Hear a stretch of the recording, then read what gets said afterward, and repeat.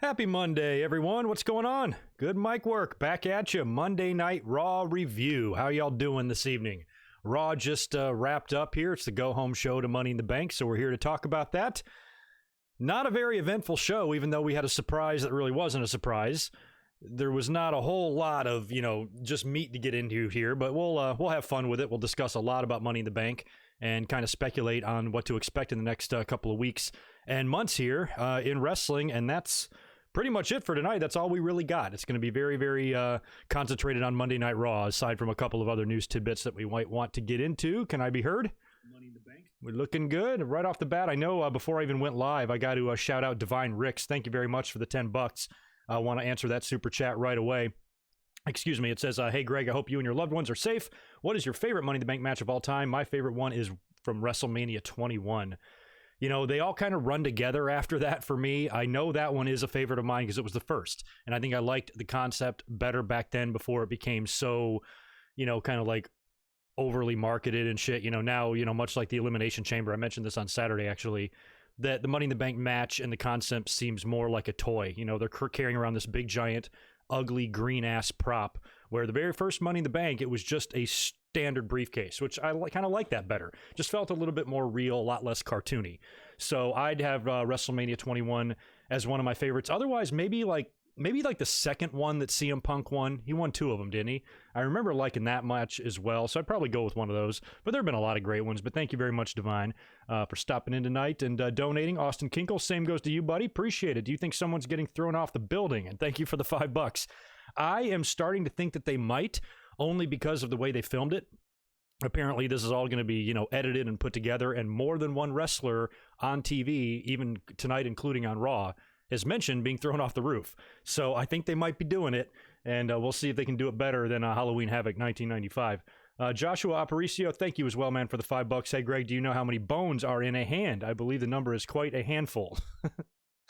That's nice. Is that what we're going to do tonight? Tell jokes like that. It might be more entertaining than the results here to Raw, because, like I said, not too much. All right, anyway, that gets us through the initial batch of super chats there. If any more come in, I'll hit those later. We'll start talking about Raw first. But first of all, how you guys doing? You guys still holding up all right? We're entering our second month of this here. Hopefully, whatever's going on with you guys in the pandemic, you're managing and just still, just fighting through the boredom and the insane isolation and extra free time you have. I am actually going back to work this week just a little bit. I'm going to go in and do some things. We're starting to try to get ready and try to prepare for being able to reopen, even though we're still a ways off from that. We're doing some, to-go business, and it's time for me to kind of get back in there, but still my hours are going to be extremely light. I'm barely going to be there at all, but it's going to kind of be nice just to get back out, get down to the beach and smell the ocean air again. I've been cooped up for so long, so, that's kind of good news here that I feel like some life is starting to at least try, but I would recommend that all states everywhere exercise caution, and many are not doing that. And you've got a lot of idiots in this country right now draped in American flags claiming that their freedom is being compromised because they can't go bowling. The same people that were all about Blue Lives Matter. I don't know if it was so much about Blue Lives Matter as it was being anti-black, and I think that's becoming extremely apparent now with some of the behavior going on in this country with some of these people that feel like their freedom has been threatened because they got to sit at home in their 4-bedroom house with a pool in the backyard and endless supply of Netflix, booze, entertainment, food, and everything, and they act like they're in a goddamn concentration camp. This country is out of its mind. But regardless of what any state decides to do and where you guys live and how you're handling it, I hope everybody's just being as safe as possible, because that's the most important thing, is just to remain safe, because none of this shit is over. We're in no different position now than we were 2 months ago when we were all flipping out like, holy shit, there's a pandemic. Guess what? There's still a pandemic. Hasn't gone anywhere. Hasn't gotten better. Nothing. So we're in the exact same situation. You should be just as careful outside today as you were 2 months ago. And it feels like it's a very American thing to do, to decide we're bored with the virus and therefore it's over, because that's the way this country thinks. And so whatever's going on with you and where you live and what your government is up to and how they are trying to resume back to normal in life, I hope that you personally are all staying safe and doing what you have to do to remain that way. So anyway, best of luck to everybody. And it's going to be nice when this is all over with one day. I ain't going to lie. That is for sure. Anywho, let's jump in to Monday Night Raw tonight, because there's only a couple of things I think of interest, and I've got a couple of issues with tonight's show, and I got a couple of things that I feel like they did right. But the show opened up with the VIP Lounge, MVP again, getting a lot of TV time. He was on the show in 2 or 3 segments last week. He opened up the show, and his guests tonight are the 3 women who were supposed to wrestle last week. It was a triple threat: Nia Jax, Shayna, and Asuka. The match never got underway because Nia attacked him, and that was their way of getting out of that match that they kind of booked themselves into a corner in. So tonight, the 3 of them are the guests, and I don't understand why they didn't come out there right away and fight and start fighting. You'd think that Asuka and Shayna should be pissed at Nia and should be killing her the minute they get into the ring, but instead, they're all sitting there. I don't know why I have such an issue with this. Last week, I was mad that Aleister Black sat on the couch, and this week, I just felt like, I'm like, why are they sitting on these fucking couches? There should be some bad blood based on last week. And I wouldn't, if I'm one of those ladies, I'm not sitting there. You know, I'm jumping on Nia and beating the shit out of her, which that took a while. They all had to get in their shit first. They all had to cut promos, and Asuka by far was the best of all of them. Well, imagine that. We can't understand a word Asuka is saying. She's still the one that carried that promo. That's where we're at in professional wrestling. But when it comes to my top 5 promo cutters in the history of professional wrestling, all 100+ years of it, I'm going Asuka number 1, Big E number 2, Jake number 3, Rock number 4, and Flair number 5. Asuka and Big E round out the top 2 there. I'm kidding. So anyway, they have to talk. They're screaming, yelling, getting mad and shit. And eventually Asuka and Shayna do team up. What I wanted to see them do from the minute they got out there, kind of gave Nia a double kick as she's sitting down. And it's just kind of a funny visual. She just kind of tips over backwards in the chair and flops out of the ring. That was pretty funny. So that was kind of the end of that segment there, just kind of putting over their involvement in the Money in the Bank, because they are the 3 representatives from Raw. And speaking of the representatives from Raw, immediately after this segment, they ran an advertisement for Becky Lynch next week on Raw. And they say that she's going to confront the winner of the Money in the Bank. Now, granted, I'm an idiot, and I always forget how these rules work. I was under the impression that Money in the Royal Rumble winner can challenge anybody they want, but the briefcase holders can only challenge the champions on their brand. Is that right? Do I know what I'm talking about or not? I always thought it was that way. So if WWE certainly, because of what's going on right now, doesn't have to adhere to that rule, because both shows are at the Performance Center. All the talent is there. If you ever wanted to come up with some sort of a bullshit reason why the Money in the Bank briefcase holder can cash in on either show, now would be a perfect time to do it because everybody's there. But otherwise, it's supposed to be that brand's champion that you go after. So did they spoil who's going to win this? You know, and I mean, I kind of think a Raw person is going to win it anyway. I mean, Nia, Asuka, and Shayna are your 3 strongest out of the 6. Stronger than the other 3 on SmackDown. Who's even qualified on SmackDown? Carmella, Lacey, and who else? Sasha, maybe? No, not Sasha. Carmella, Lacey, and Dana Brooke, right? So obviously all the star power is on the Raw side of things. So I would probably bet that a Raw person would win it anyway. I think that would make it a little bit more interesting, considering how long Becky's been champion. It's a shame that we're not going to have her drop the title in front of an audience, most likely, because that could be a long time before we get an audience back in the arenas. So I worry that her title loss after a year-plus run is going to fall flat anyway. But, you know, having a briefcase holder cash in on her, I can see that happening, you know, whether it be Asuka or Nia or Shayna. You know, Shayna, I kind of think, already has an issue with Becky. Shayna could probably get a match anyway with Becky. So I don't think Shayna... You know, I don't think Shayna, much like Aleister, necessarily has to win the briefcase to get another shot. I think they can get one on their own. So, you know, Nia would be fun if she can get her ass up there on the ladder and grab the briefcase. She might actually be fun just because of how hated of a heel she is. Could you imagine if Nia Jax and Baron Corbin won the briefcases? I might even cancel my WWE network if that happened. I can usually swallow some of the bullshit we get, and I usually laugh at everybody twisting around and freaking out over stuff, but that might be a little bit much, and it might even push me over the edge, and I'm unpush over the edgeable. But that might just do it for me. But it's a very likely option that we could see that. I don't think so, though. I don't think you're going to get 2 heels. I think you're going to get a babyface and a heel, you know, but I just don't know who's going to win it. So anyway, I don't know what they did there. I don't know if they're spoiling it and they're basically making it known that the briefcase holder is going to be from Raw, because otherwise that means a SmackDown person is going to be on Raw next week, and that's kind of weird. Not that anything really shouldn't make sense right now. All the talent is there. They're all in the same place. So it's not like you can really be too pissed. Oh, that makes sense. You know, well, they're all there. So what's stopping a SmackDown person from showing up and jumping in the ring on Raw? You know, it could happen. So I don't know what to expect there, but clearly looks like it's going to be Shayna, Asuka, or Nia. And right now, out of all 6 women, I would love more than anything else to see Asuka. It looks like Kairi Sane is gone. Asuka's kind of back to being Asuka, singles Asuka. She's been really animated and really over the top on the mic. She was singing Nia Jax's theme song tonight as she was coming down to the ring. She is wonderful. And look at her. She's just, with her craziness, she's going to get herself over. You know, so let's see if WWE ever does anything serious, you know, with Asuka or not. But she would be one of all of them that I think would be the most entertaining with the briefcase. Nia would be the douchiest, you know, because she'd be such a bitch with that thing. You know, she'd be the female equivalent to Baron Corbin winning it. You know, just 2 fucking douchebags being douchey with the briefcase. But Asuka would be a whole different level of fun, because you never know what's going on inside her noodle. And if she's running out there with that briefcase dancing around, she could cause so much paranoia to your champion, because she's such a twitchy spaz, you know? Like she's like tweaked out. She's fucking cornholio.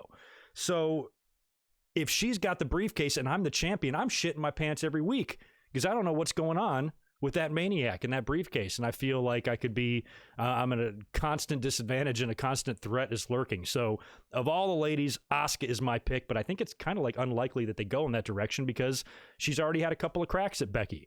So if Asuka did win, I think it would have to be a situation where Asuka just hung onto that briefcase for 6 fucking months. Keep it until Christmas. That I would like to see. So I'll get into my predictions on Friday. No, I'm sorry. I don't even know my days. On Saturday, during the Winged Eagle, we'll go through the full predictions for Money in the Bank. And Asuka isn't necessarily a prediction more than she's what I would like to see happen. But usually what I like to see happen doesn't happen. So I ain't holding my breath. Anywho, we'll get into the last chance gauntlet match in a minute, because that was a long one.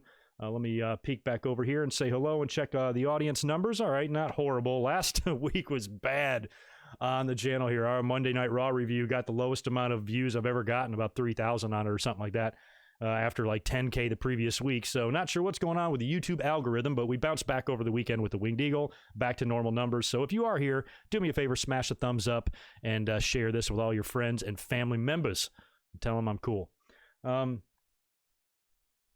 AJ Styles for Money in the Bank. Yeah, we're about to talk about AJ. Just scrolling through the comments, seeing if there's anything funny. Yeah, lots. I've got that in the ticker here, too. So lots of star power is advertised for next week, as well it should be. It's a post pay-per-view Raw. They're advertising Becky Lynch, like I said, confronting the briefcase winner, and they've got Edge and Randy Orton booked for the show as well. We haven't seen either guy since WrestleMania, right? So that's going to be interesting next week. We'll see. Let's talk about the gauntlet match. We knew this was coming. They had already advertised this, but they didn't advertise how many people were going to be in it and who the participants were, which I liked, because when it started, I was like, you know, they could have 10 guys in this if they wanted to. Why not? It's a 3-hour Raw. What else are you doing? Might as well just make it fun, because I think if they would have kept the match going like that and kept the audience at home guessing, okay, is this the last guy? Is this the last guy? And even when you think it's the last guy, then throw someone else at us, at least it offers some unpredictability, because you really don't know when it's going to end. I think that would have been fun if they would have kept it going like 3 or 4 more participants, which is kind of what I thought that they were going to do. But on Saturday, when we talked about this match that was advertised, I think we all agreed that the best option for the winner of this gauntlet match is AJ Styles, because he was rumored and announced to be on Raw, and they're also having this gauntlet match, and they haven't announced the participants, so AJ obviously has to be in this thing. And if he's going to be in it, he's going to win it. They're not going to bring him back after WrestleMania after not being seen since being buried alive, stick him in a gauntlet match to lose? No, they're not going to do that. So if he's in it, he's winning it. So the whole thing starts off with Bobby Lashley and Titus O'Neil. Why Titus? You got Andrade, you got all these other guys sitting back there. Titus O'Neil is just randomly pulled out of a hat to take on Lashley first. Lashley makes very quick work at Titus, and Titus is gone. Shelton Benjamin comes out next, is not out there very long, but makes the best of his television time and looked pretty good out there. Fought his ass off, but I think within 2 minutes, Lashley had him beat as well. Then you get Humberto Carrillo. He comes out. Haven't seen him in a while either, it feels like. I kind of feel like he should turn heel and join Zelina's stable. Just a thought. Anyway, Humberto is out next. Lashley is kind of like working him over in the corner. Winds up, I guess, shoving the referee or putting his hands on the referee. Referee gets pissed, calls for the bell and DQs Lashley. So Lashley, like an idiot, gets himself disqualified. He's pissed, then takes out his anger on Humberto Carrillo, beating him down some more, and I think even hits him with a spear. So now Humberto has had, a grueling match. He wins, and he gets beat down after. So now he's at a huge disadvantage. So that's when Angel Garza comes out. Angel Garza, we all like him. He's out there with Selena Vega. Has a pretty good match with Humberto. Humberto fights back and winds up beating Angel Garza. So they're doing this with Humberto after we haven't really seen him in a while. And if you're going to do this type of angle where they're going to be fighting an uphill battle and they're going to be wrestling matches injured, I feel like that, kind of like story could have been used better for somebody else, like an Apollo Crews. Because you tell right away what they were doing here. And no shit, after he beats Angel Garza, Austin Theory comes out to the ring next. And so Zelina's already out there. She just stays there. And as soon as Austin came out there, I'm like, okay, I see what they're doing. They're going to have Humberto, because it's not going to be Austin Theory winning this last chance and getting into the match. I just don't see that happening. I was like, so what they need to do, and I'm literally tweeting this.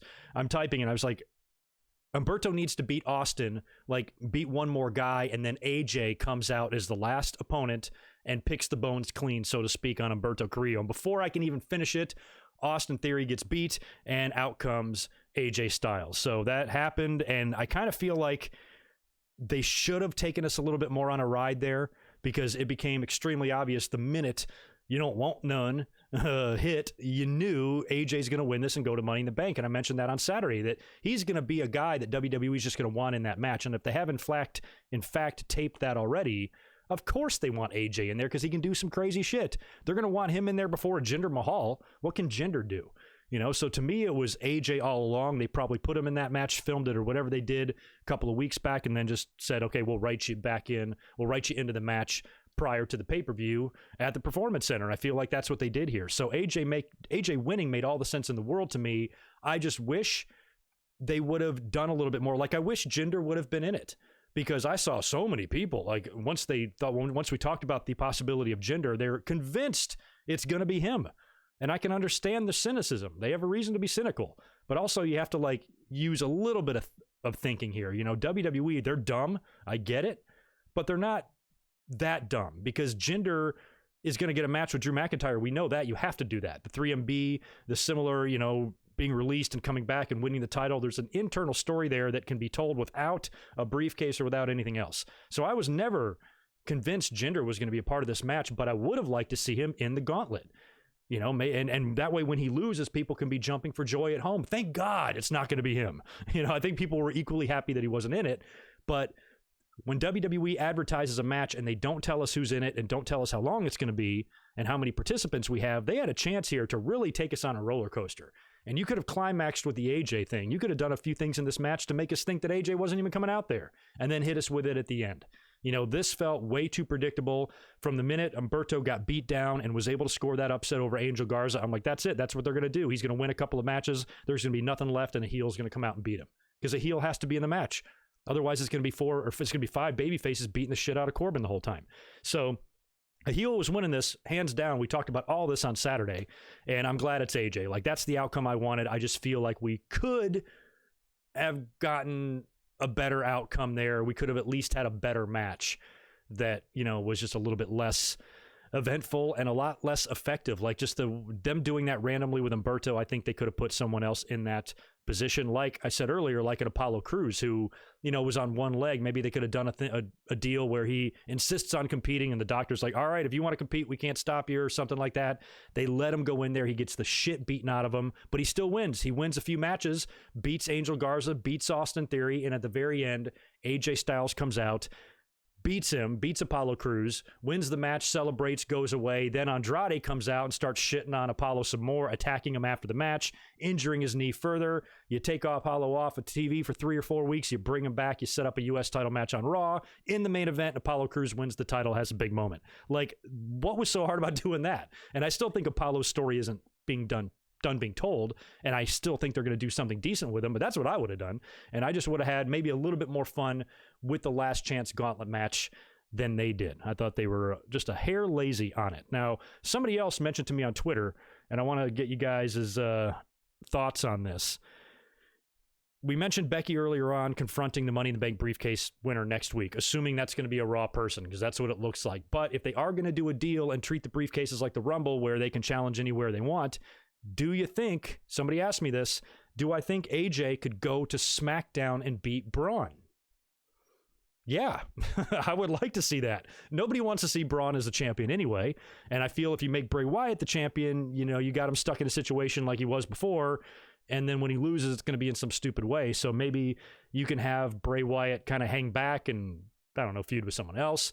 And maybe at Money in the Bank, since it is going to be Bray Wyatt facing Strowman, not The Fiend, you know, you can do some sort of a schmaz ending, or Braun can retain or whatever there. But, you know, maybe AJ can come out and capitalize on that and win the title and go back to SmackDown, the house that AJ built. And now he's Universal Champion because AJ's never held that belt. So I'd be into that idea for sure. And maybe that's kind of why they had the Becky thing. Maybe if AJ is going to go over to SmackDown and do that, the women's briefcase holder comes over to Raw. That's possible. Because otherwise, why the hell would they advertise Becky like that, confronting the winner, if it's a SmackDown person? What do y'all think? Am I crazy? Is it just a crazy Monday night?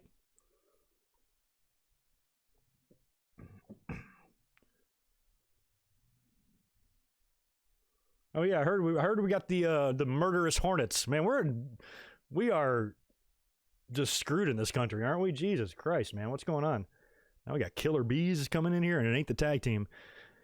Oh man, we're all gonna die. Anywho, what's next? Excuse me, on Raw, we've got Seth Rollins interview.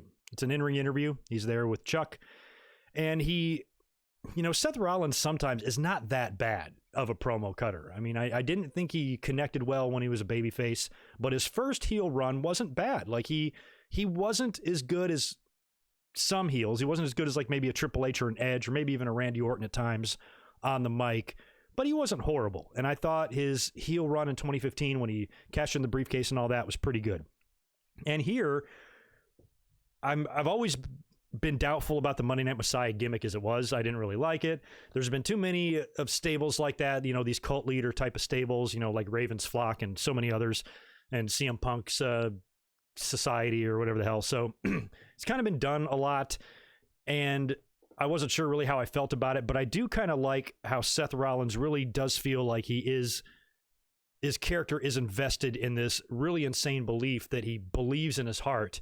And he feels like he has a duty. He feels like he has a responsibility to be the champion, to be able to carry that weight, to be able to lead and represent pro wrestling. He's so inside of his own head that he really believes that he's the greatest thing in the world and that nobody can survive without him. This business cannot continue. He even goes on to put over and compliment Drew McIntyre. He's a great champion. He's a warrior. He's going to put up a great fight. But I have to take the belt from him. I just have to. So he's really kind of delusional, and he believes it. And I didn't really even hate a lot of what he said here. So sometimes Seth Rollins does absolutely nothing for me on the mic, and sometimes I'm like, oh, okay, I kind of see where his character's coming from here. Still don't think he should be winning the title from Drew McIntyre, especially after you put him over at WrestleMania and all that. And I think Seth should just be a good program for Drew. I have no problem at all with these guys working again at the June pay-per-view or whatever the hell's next. I don't even know. Help me, guys. What's after Money in the Bank? Payback or something? So whatever they do next, I don't know if this can carry all the way into SummerSlam. I don't think this can last and you do the blow-off at SummerSlam. I kind of feel like you got to have a whole new opponent for Drew. But I wouldn't mind seeing a couple of matches. You know, if they do one here, I think the next one would probably be a gimmick match or something. You know, they'll do a last man standing, or I don't know what the hell they'll do. They'll do something other than just a straight up match. And I also think there's a chance this one could have a schmaz. We could get a DQ or something like that here. It is possible. I think both of these matches, one of them, the title matches that is at Money in the Bank, Bray and Strowman or Seth and Drew, I think one of these has a potential to have a screwy finish, especially in that Braun and Bray one. I'm not sure what to expect there. But whatever happens at Money in the Bank, I think, you know, they'll move on past this. We'll talk about that in a minute because they were also involved in the main event. I also said we had Randy Orton and Edge advertised for next week. They ran a promo for that next.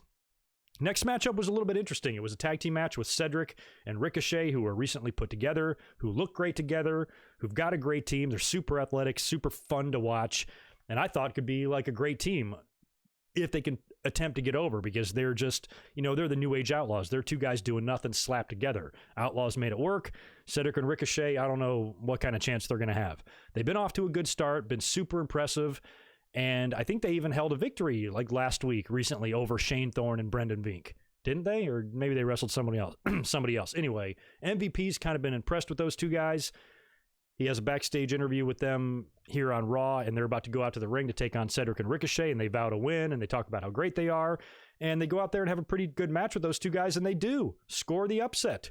So they've been kind of endorsed by MVP. MVP has kind of been teasing that he's trying to form a faction or get some clients or form a tag team. I don't know what he's trying to do, but they're using MVP a lot. So if he does start getting some guys with him, to give him some rub, I guess, not that MVP is that huge of a star. It looks like that might be what they're doing here. And Vink and Thorne were impressive here, but, again, you could have beat somebody else. A lot of fans were upset about Cedric and Ricochet losing, in the fast-paced world of the business now. A loss doesn't really mean anything, these days, from a burial standpoint. It takes a lot for me to get me to use that word. But they did kind of just form, and I did have high hopes for them just being a contender, like in a real team. And I don't know, I feel like this might have set them back a step. Either way, it was done to get Thorne and Brendan Vink over, which is fine. I got nothing against that. But before Cedric and Ricochet can even really get started and really get, they don't even have a team name yet, I don't think. They're already starting to drop matches, and that doesn't mean anything. That doesn't mean they can't win the tag team titles. I can certainly see a tag team title match with them and the Street Profits one day, and they win the belts. Totally. Everybody gets a run with the tag belts. If you're a tag team, you're going to be tag team champions, unless you're the Ascension. So it's not like that can't happen for them, but sometimes I'm just like, why them? It's kind of the same thing with Humberto Carrillo earlier on. I was like, why put him there? Because you haven't done shit with him lately. You could have found anybody else to plug into that situation, that scenario, to do that. And I felt like you could have done the same thing here with Cedric and Ricochet. And up next, we had the big tag team match. This was advertised. It was a non-title match with the Street Profits and the Viking Raiders, and a couple of former NXT tag team champions. They talked about their history, touted all of that, and we knew this was going to be a great match, but we also knew this was going to be a pointless match. You could see what they were going to do here from 100 fucking miles away. This is such a typical, overused template of how to get a tag team title match at a pay-per-view. I don't know if they've officially announced this yet or not on social media, but they fucking will. So the Viking Raiders and the Street Profits, two great tag teams, go out there and kill themselves in a really good, long match that you would expect a match of this caliber to be for the title, considering how hard they were working out there. And of course, you knew, I put it on Twitter during the entrances. I'm like, it's a non-title match. Viking Raiders are going to win this, because that's what you do. And then that makes the match at Money in the Bank for the titles, because you still need to add some matches to the card. That's what's going to happen. And I really hate to see four good athletes kill themselves for a situation that you just didn't need to do. Just like, it's so formulaic. They do this constantly. It's this rinse and repeat. It's this copy and paste formula that they use for almost every situation now. And this was ridiculous. Even though the match itself was good and fun and entertaining, you knew how it was going to go. And now I'm sure on Twitter or somewhere this week, they'll announce the tag team match for Money in the Bank, Street Profits and Viking Raiders. Whoopee. A couple of promos next. I think we had 3 right in a row. We had an Aleister Black promo who was focusing most of his promo on AJ Styles. Talked about AJ Styles coming back. Talked about AJ Styles thinking he's going to win or something, and just really focused heavily on AJ Styles. So I don't know if coming out of Money in the Bank, these two guys are going to have an issue with each other. I kind of like that if they do, because AJ would be a really good opponent for Aleister Black, because Aleister Black has a similar gimmick to The Undertaker. And I mentioned this earlier today, or tonight as well, during Raw on Twitter. I said, the one thing that bugs me about AJ Styles is he came back exactly the same. That was a crazy match at WrestleMania, that Boneyard match. He was buried alive and his hand came up through the dirt. There was explosions. It was a crazy scene at WrestleMania. I kind of expected AJ to come back, not as a zombie, as he said after the match on the mic, not as a zombie or anything like that, but I would like to see him come back a little bit different, maybe like a changed man, maybe show very subtle signs of anxiety or PTSD, or he's always looking over his shoulder, or maybe even go more subtle than that and have him appear to be normal on the surface, but then maybe his behavior gets a little odd. So it's not that they can't still do that, but to me it looked like AJ was right back to being regular old AJ in the Boneyard match never fucking happened. So I would have liked to see AJ kind of have a little bit of suffer some effects from the match and maybe just be a little bit uneasy or just different. Just something about it, to where they can do it so subtly to where the fans are like, I can't put my finger on it, but AJ's not himself. I don't know if they have the ability to do something that subtle to where only a few fans would pick up on it, but I would like to see that. So the one promising thing here is it looks like AJ and Alistair could be headed for a feud after this is over, and that's pretty good. Because a lot of people want to see Alistair kind of be passed the torch from The Undertaker. Maybe not necessarily in a match or a retirement match, but, just being that type of gimmick, that, kind of darker, satanic type of gimmick. He can be that guy now. And for AJ to move on to a feud with him next does make sense. So I'd be into that if that's what they do. Not sure if I'm not sold on either guy winning the briefcase, to be honest with you. I like the AJ idea that we had earlier on and him going to SmackDown, but again, neither one of these guys in my mind has to win it. I know there's a lot of people that are insisting that Alistair should win, has to win, but I think Alistair, his gimmick, his character would look like a fucking moron carrying that green toy to the ring with him. To me, it's not something I need for Alistair personally. I'd rather see Alistair get a title shot the old-fashioned way. And if Alistair did win the briefcase, he would be the type of guy that I would want to cash it in real fast. But I'm over one-night cash-ins. I'm over short cash-ins. We've had a lot of those lately. Last year was kind of the same thing, right? Didn't Bayley cash in on the same night and then Brock cashed in right after, like the next month or something? We didn't have a chance, to have fun with the briefcases. I hope this year we can have fun with the briefcases, especially if we have more empty arena shows in the future. We need to be as entertained as possible. And I like the idea of the briefcases being used to tease. And that's why somebody like Asuka would be fabulous with that briefcase. And on the men's side of things, a heel like Baron Corbin would be great. A heel like AJ would be great. I think a babyface like Daniel Bryan wouldn't be too bad. I'd be into any of those guys winning it. But whatever they do, just make it fun.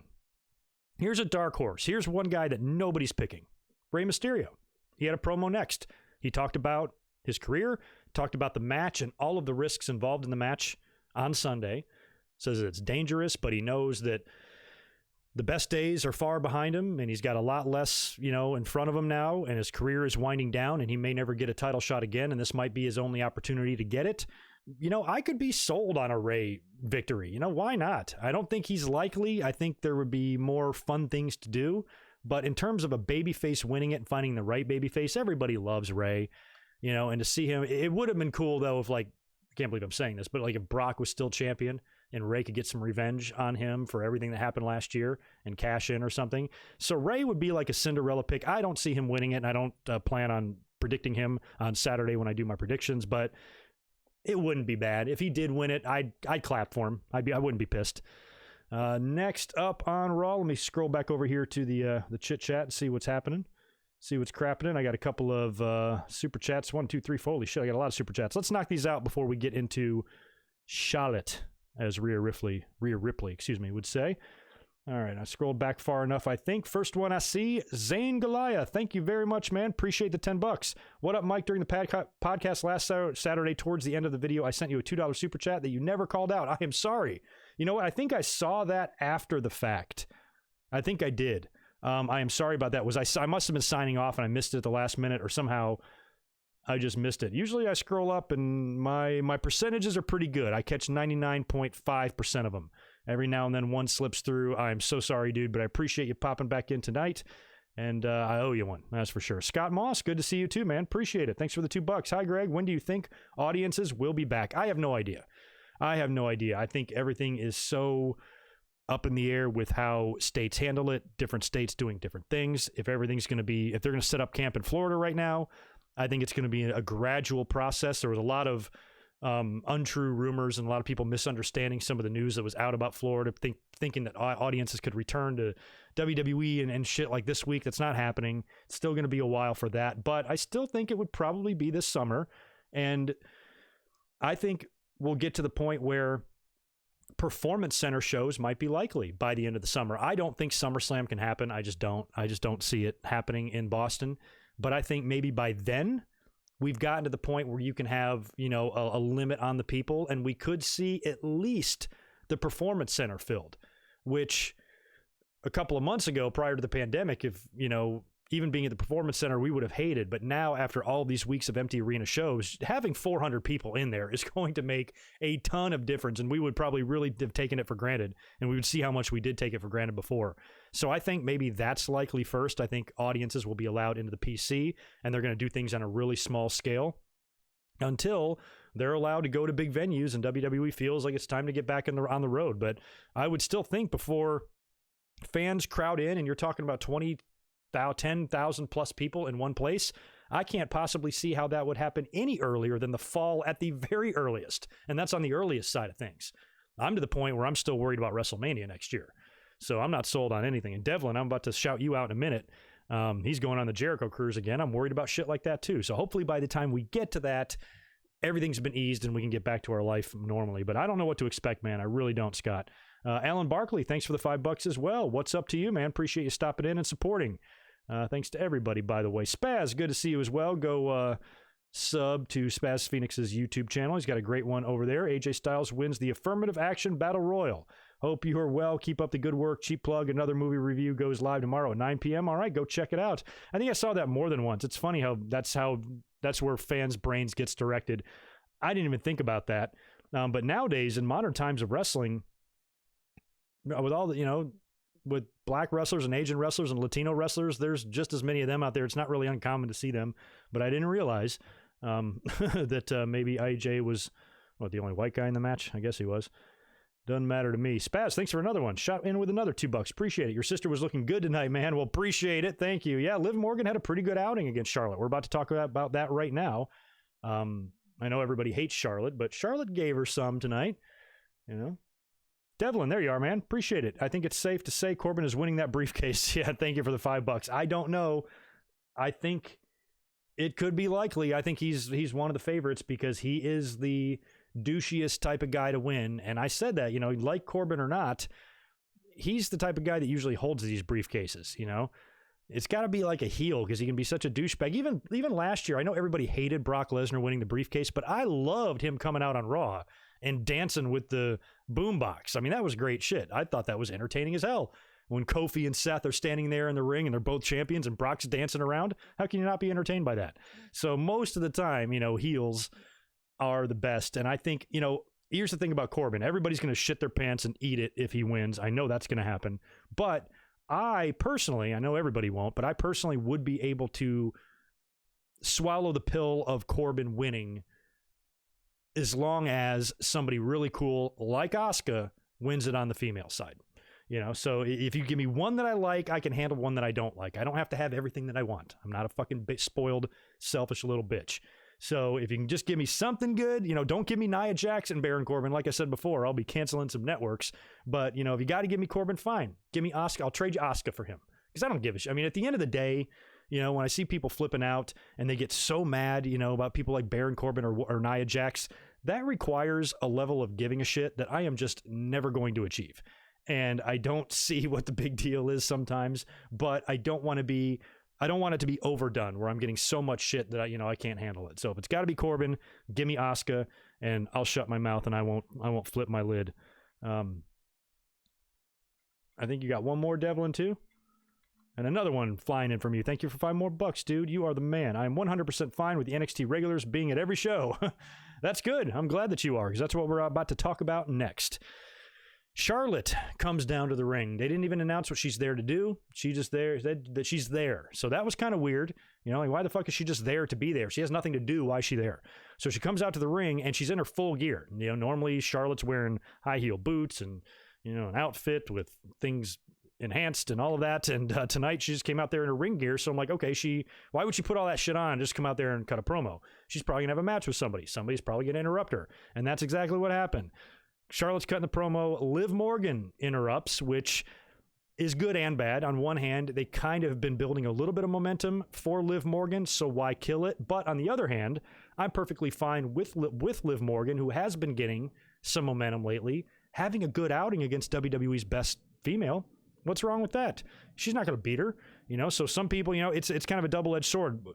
On one hand, I don't really want to see Liv Morgan lose right now, but I'd almost rather have a good competitive match where she takes Charlotte to some limits more than her just winning a simple match against Sarah Logan or some shit on Raw. So, I mean, what's really the difference, and are we really, that mad about it?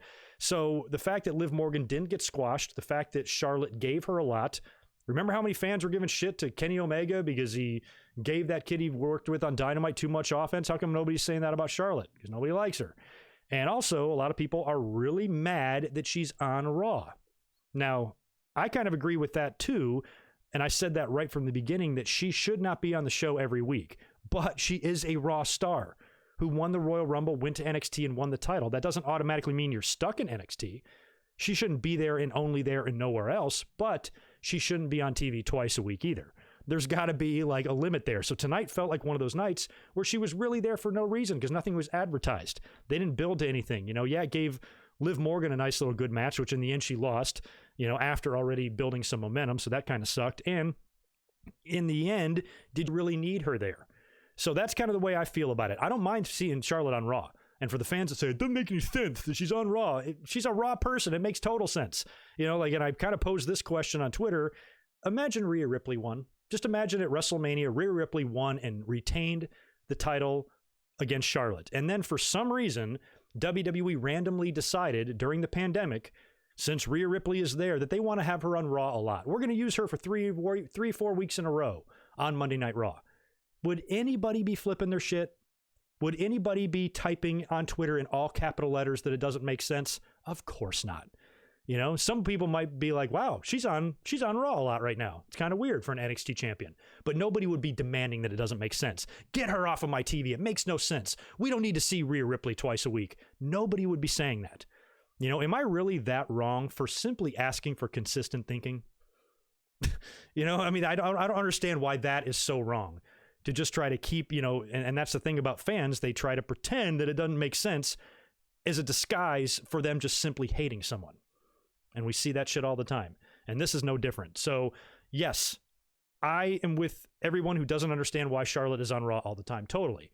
But to say that it doesn't make sense for her to be on there at all is fucking stupid because she is a Raw person. So what I would do if I was WWE, like I said for the past couple of weeks, is I would use Charlotte virtually every week on NXT. Whether she's in the ring or doing a backstage package, she needs to have a presence on the show every week, and I think that she has. But on Raw, only sometimes. Put her on there once a month, maybe twice a month if you're feeling saucy. Otherwise, if you have Charlotte on Raw 1 week to promote whatever the fuck she's doing in NXT, I think it's completely harmless and fine.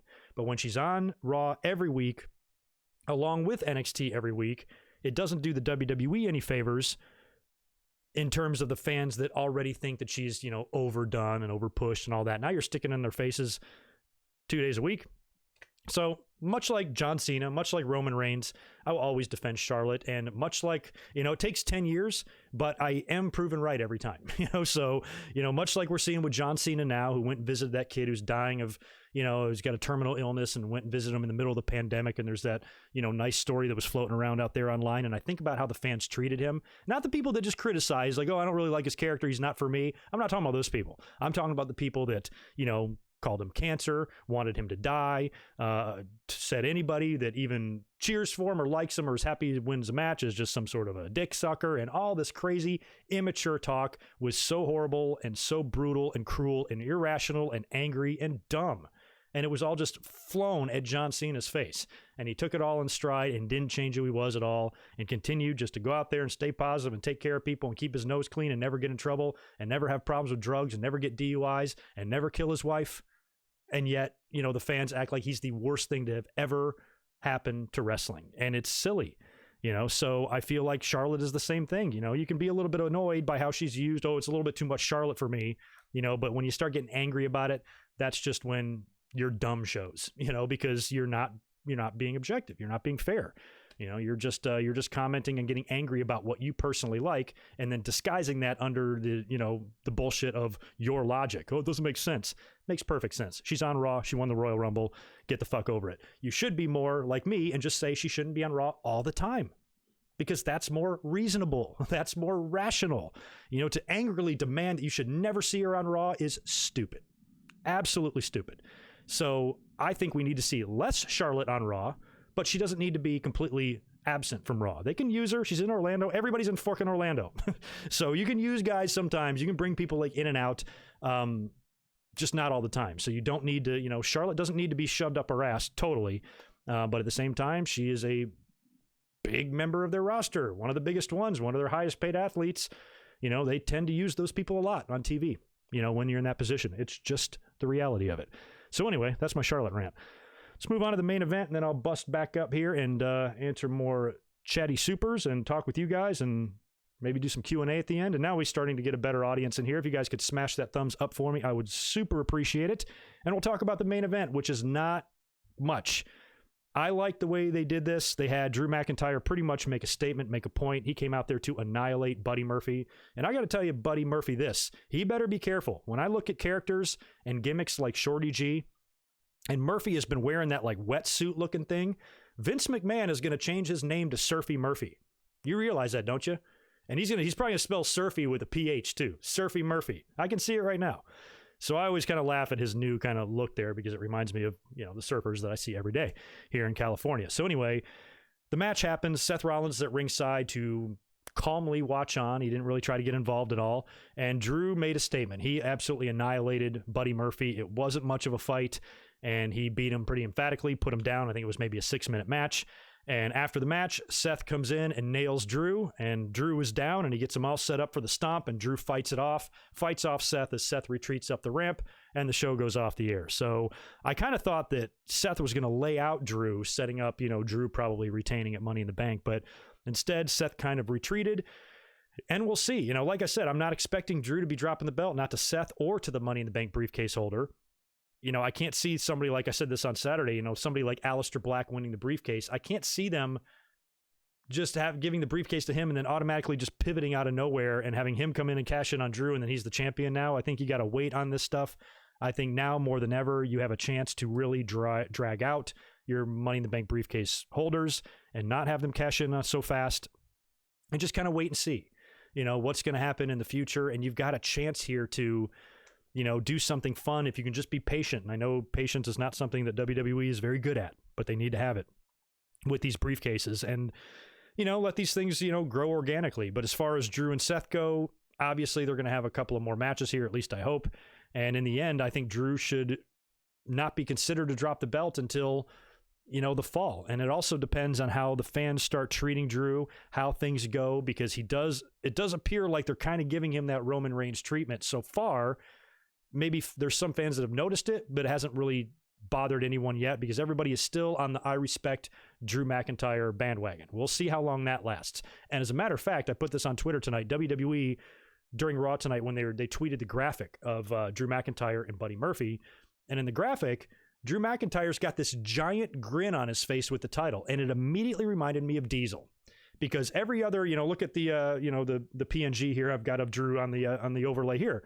He's always got this like either mean look. He's never smiling and showing his teeth and shit, And I remember when Diesel won the title, it was the same way. After he beat Bob Backlund, one night after being a heel, turns babyface, beats Bob Backlund in 8 seconds, becomes the new champion. WWE puts him on the cover of the WWF magazine with a giant smile on his face after he'd been this ass-kicking bodyguard, leather-wearing monster all throughout the previous year and a half. Now all of a sudden he's happy like a fucking clown.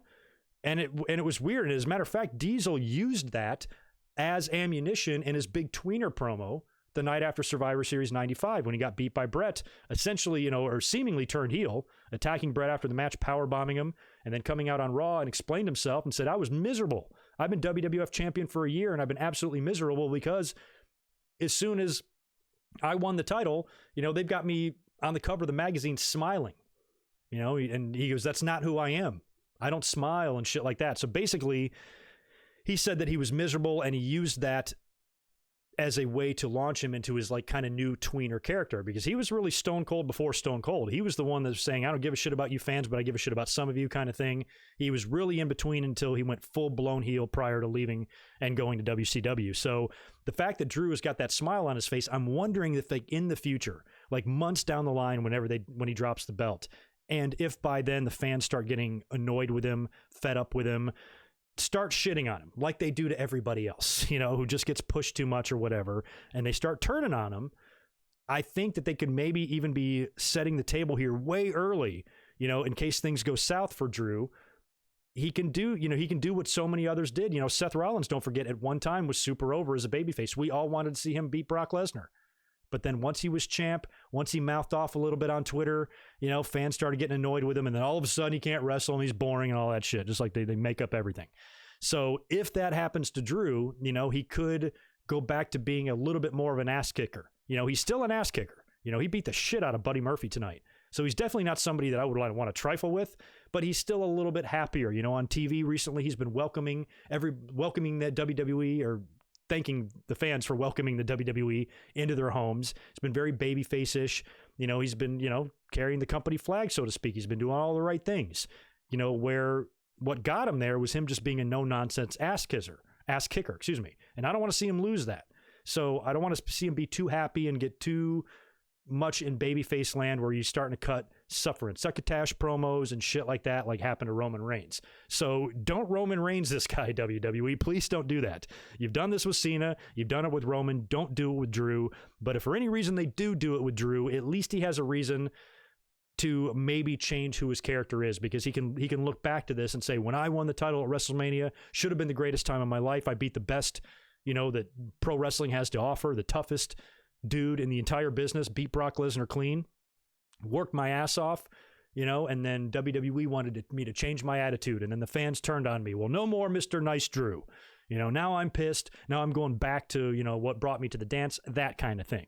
So I feel like they could do that some point in the future, like way, way, way down the road, depending on how things work out for Drew in the end. I don't know. So anyway, that's all I got for Raw. That was the show. What are we going to grade this show? We can give it a letter grade, or we can grade it out of 10. Let's do out of 10.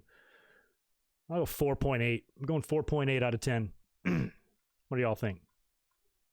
Surfy Murphy. I'm telling you. Surfy Murphy.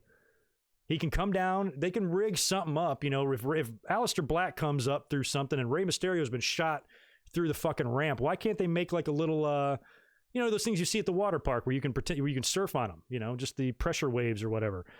You can make one of those and he can surf down. He has to have like a knockoff Beach Boys song play. I'm telling you, man, if Vince is listening to this, he is writing it down. He's writing it down. Surfy Murphy will debut in WWE before the end of the year. And I want my royalties. Let me scroll back up here and make sure I'm not missing any super chats. I'm missing a couple. I know that. I think another one from Spazzy Spaz rolling back in with another one. Thanks, dude. Appreciate it. Folks are crapping on WWE for endangering their stars by putting on shows, but yet AEW do the same and endanger more to make a fake crowd. Thoughts? Well, yeah, when it comes to like brand wars, when it comes to wrestling wars, you're never going to see any sort of logic in that, because the anti-AEW people are equally as bullshit crazy as the anti-WWE people. But yeah, it's more fun to crap on the WWE, just more fun. So a lot of times fans aren't going to exhibit any logic in that. AEW, I don't know. I've been kind of questioning them just the same. I mean, I've seen some people, say, should you have that many people out there? I've even seen Ryan Satin, a guy who is constantly being accused of being like a WWE employee and dick sucker and all that. He's questioned not only AEW, but WWE too, about some of the safety regulations. Is that really cool to do that? I count more than 10 people, that sort of thing, and I think when AEW has people out there, I don't know, are we really going to get mad if there's 11 people and not 10? What's the real difference? I went to the grocery store today and there was 100 people in there.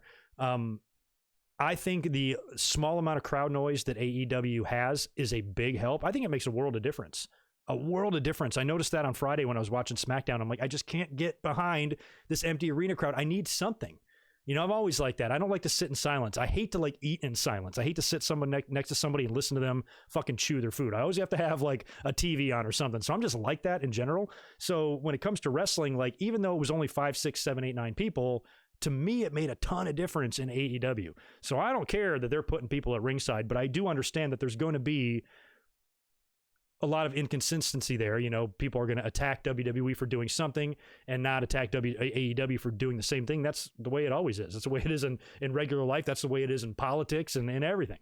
So I think that both companies, if we're going to accuse WWE of being greedy, you should accuse of AEW of doing that too, because what's the difference in the situations? That's all I heard prior to the pandemic when WWE decided to still run shows and were trying to run WrestleMania and decided to do it in an empty arena, all the fans couldn't wait to run to social media and type about how Vince was greedy. I'm like, well, what's AEW's excuse when they're running Double or Nothing in an empty building, and they're resuming live TV? Jim Ross is going to be calling Dynamite tonight on Wednesday live. I think he's going to the show. Is Tony Khan greedy? It's just not as fun to say. But I don't think the situations are really that different. And unfortunately, Spaz is right. You're going to have people on each side not wanting to admit what the other one's doing. That's just because people are too loyal to their own stupid thoughts and should just try to think a little bit more, not worry so much about which side you're on. And I think a lot of the anti AEW, that's what I've seen anyway on Twitter. Some of the people that I follow and the podcasters and stuff, you can tell when, people who are anti-AEW, I swear the only reason they are is because the fans drive them so crazy, which to me is just a silly reason to hope and wish for a company's failure. I think that's so stupid, especially to call yourself a wrestling fan and be that way.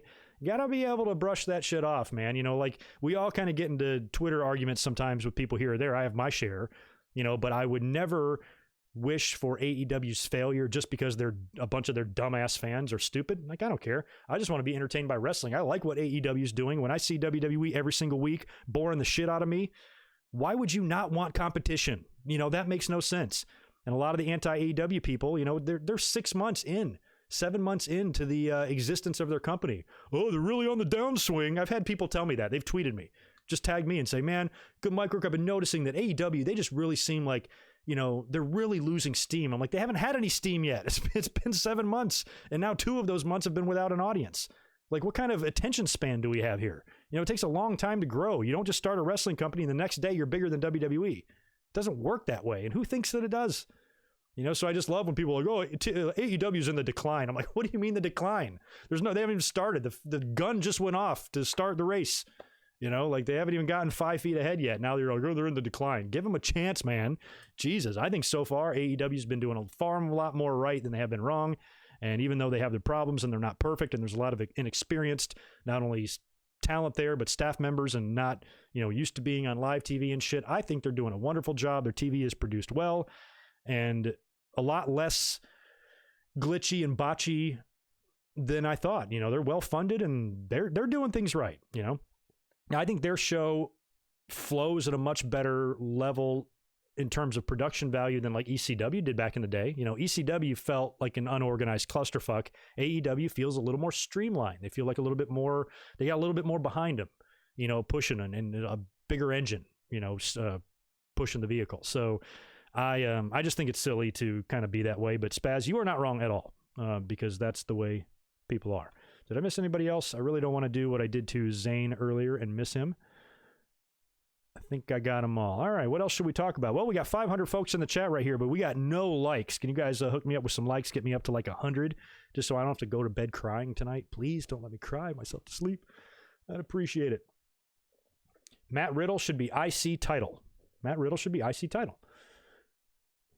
I'm down with that. Yeah, what's going on with Sammy? He doesn't seem like, I guess he's opted out of competing, which is kind of funny because he's the Intercontinental Champion right now. Part of me thinks if he's just fucking with WWE, I'm just going to go home. I'm just going to use this as a reason because what does he care? Like at this point, is WWE ever going to pull the trigger on him? No. So I like the fact that he's like, no, I'm not coming to work and I've got your belt too. So F you. I like that. But I feel like there is no Intercontinental title anymore because that one's gone behind me and I don't like the new one.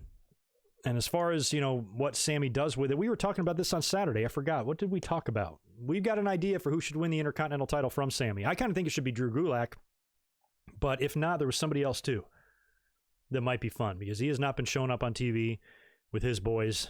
And yeah, I don't know. A lot of talk about Shinsuke Nakamura too, potentially finding himself in AEW one day. That would be nice. Don't know what his contractual situation is though. I also read the horrific story today. Oh my God. This is over on Fightful. So have you guys read the details about the Revival's release? Now they did get released. We knew that, but WWE did a number on these guys, man. Basically they held them hostage. And I think, they could have wrote out their contracts because they weren't long. I think they were going to extend time to one of their contracts through June and then the other contract was up at the end of the summer. So it wouldn't have been that bad, especially in a pandemic. it was probably manageable, but to get the full-blown release, they had to negotiate this for several weeks. And one of the terms in the negotiation was that the Revival sign over like 3 of their trademarks, and I forgot what they are, 3 of their little catchphrases that I don't even know about. But these were things that they were probably going to try to use outside of WWE, and WWE was so petty. And when I read the trademarks, I'd never even heard of them. I can't even find the story now. Here they are.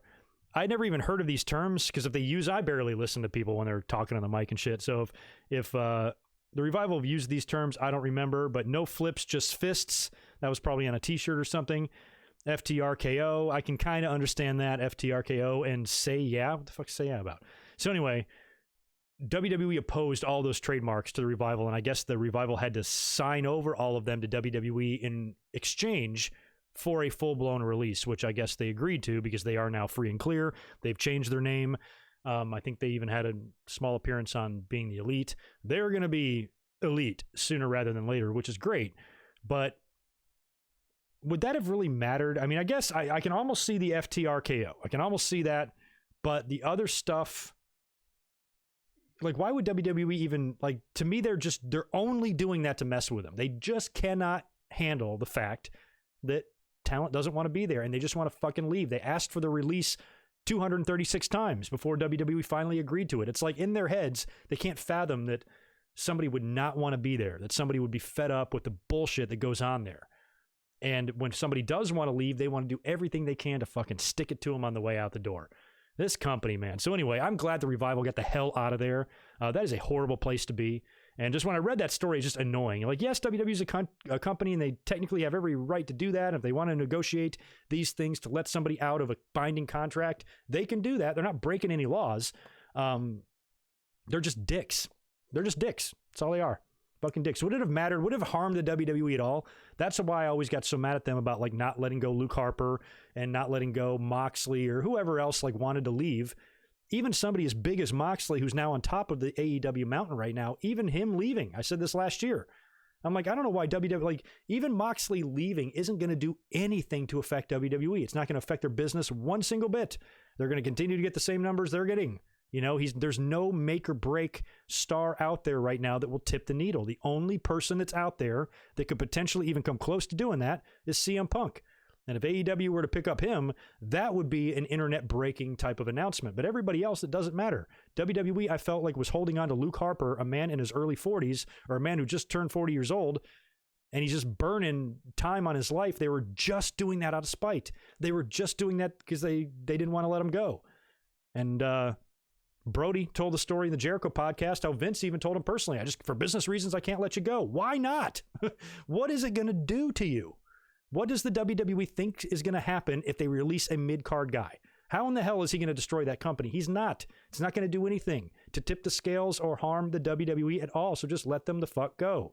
And you hear this so often. So when I read that shit today, I'm like, God, WWE, just dicks, just horrible dicks. Man, oh man. So anyway, I'm glad the Revival is out of there. They didn't deserve all that, man. Chris Ludecki, it is good to see you, man. Appreciate it. Thanks for the $10. Did you hear that someone from the Figure 4 Daily will actually rack all the stuff they destroyed during the Money in the Bank and see how much money they spent on that, which could have gone to the fired wrestlers? Oh, wow. No, I didn't hear about that. I don't even know what the Figure 4 Daily is. So what, when you say rack, do you mean like track? Like they're going to write down all the shit they destroy and try to come up with an estimate of what it would be to repair that? Yeah, we talked about that right away when they released everybody back on April 15th. They're like, man, they're going to save a lot of money now, and they're going to do so much damage to the Performance Center, the headquarters, that it's likely going to be several wrestlers' salaries just to repair that stuff. Yeah, I think the match is going to be entertaining, but it is weird when you see a company releasing that many people and altering that many lives for financial reasons, and then they're just going to piss money like this away by breaking glass and breaking offices and smashing shit. You know, tonight on Raw, they were showing footage and pictures from, you know, the kitchen area at headquarters, you know, all through that stuff. And they are building a new headquarters. They are eventually going to leave. It would have been cool if they could have done this type of match before they move, right before they're about to move to the new building, because they could tear everything up in there. You're going to probably tear it all down anyway. So that would have been cool. So they're basically going to have to tear up headquarters only to rebuild it only to eventually move to the new building whenever it gets finished after the pandemic and stuff. So yeah, it seems like a colossal waste of money, if you ask me. Colossal waste of money. Devlin, thanks for another one, dude. Appreciate $5 more. Can't wait for the Revival to appear on Talk is Jericho. Fucking men. He's gonna. I wish he'd have them on there now. He's probably gonna wait until they debut. Whenever that happens, I don't know if they're gonna be out on Dynamite right away here, if they're gonna wait a little while, or what's gonna happen. But the minute they show up on TV, Talk is Jericho, I will be tuning into that one because the Brody Lee one was very telling, and I think the Revival. You know, they were just treated so wrong. I mean, the stories they're probably going to tell is just going to frustrate us more. It's just going to frustrate us more. The way, you know, management fucks with you and stuff. I just couldn't imagine. Couldn't imagine being there. I couldn't imagine being stuck there when I didn't want to be. And I couldn't imagine, you know, being so handcuffed when it's your life. It's your life. You're an independent contractor and you were treated like a prisoner. Absolute prisoner. A well-paid prisoner, but a prisoner nonetheless. To where you're like, Vince McMahon, is it okay if I wipe my ass? Like, Jesus, man. So I can't wait for that. I cannot wait. Chris Ludecki, thank you for $2 more, dude. Appreciate it. Sorry, you track. Oh yeah, sorry, yeah, track. That's what I thought. Figure 4 is Meltzer and Aver. Oh yeah. I guess I don't think of them. I think of them as F4. Yeah, I guess they are figure 4. Oh yeah, I'm sure that sounds like something Meltzer and Alvarez would do. I met both those guys. They're both super cool, but they fucking hate WWE and they cannot pretend they don't. They are very much up the ass of AEW, which is a little bit annoying because I'd kind of wish they were a little bit less transparent because they're not bad guys. You know, they both do a good job and they have some good opinions, but sometimes it's just a little too obvious, you know, like, all right, you know, we get it. And when the gentleman that asked the question earlier on about, you know, or it was Spaz, I'm sorry, who said, you know, isn't funny how fans will crucify WWE for doing one thing and not say anything when AEW does the same thing. These two fuckers are the biggest offenders of that for sure. But I like Meltzer, I like Brian, but I couldn't imagine being that blatantly biased towards one, you know, like I try to really be objective. When AEW has a good show, I praise it. When NXT has a good show, I praise it. When Raw has a good show, I praise it. You know, I've got no agenda to push here. I have no reason to consistently hate things on a regular basis because that's some people's shtick too. Some people, you know, if they're not saying horrible things, then nobody's going to listen to them, you know? So I try to be a little bit in the middle and try to just judge everything for the way it is, instead of already having an idea and know how I'm going to judge it before I even see it. And that's the way it goes with some of those guys, which is baffling. Well, that'll be interesting. I will be interested to see. And plus they're going to pad the hell out of it too. You know that. You know, so whatever they try to estimate, or whether they say, oh, this cost $680. All right, let's make it $1,000. I mean, they're going to really rack up the total here, and it's going to range. It's got to range in the hundreds of thousands. The damage that they're going to do easily. So that'll be interesting. I'll be interested to read that. Zane, thank you for another one, man. See, I didn't miss that one. Appreciate $5 more. Edge and Orton feud should have ended at WrestleMania. Yeah, well now. Yeah, I guess they are probably setting up a rematch, right? Because if they're both advertised for the show, I suppose they could be advertised doing different things. They don't have to do anything with each other, but I have a feeling they will be doing something with each other, and there will be a promo and potentially a proposed match. They already did a gimmick match. So, like, where do you go from here? You already did that crazy falls count anywhere, or last man said, what the hell was it? Whatever they did at WrestleMania.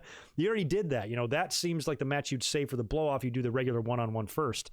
So can you go backwards from that? Can Randy Orton and Edge now come out to the ring and set up the next pay-per-view, and it's just going to be a match between the two of them?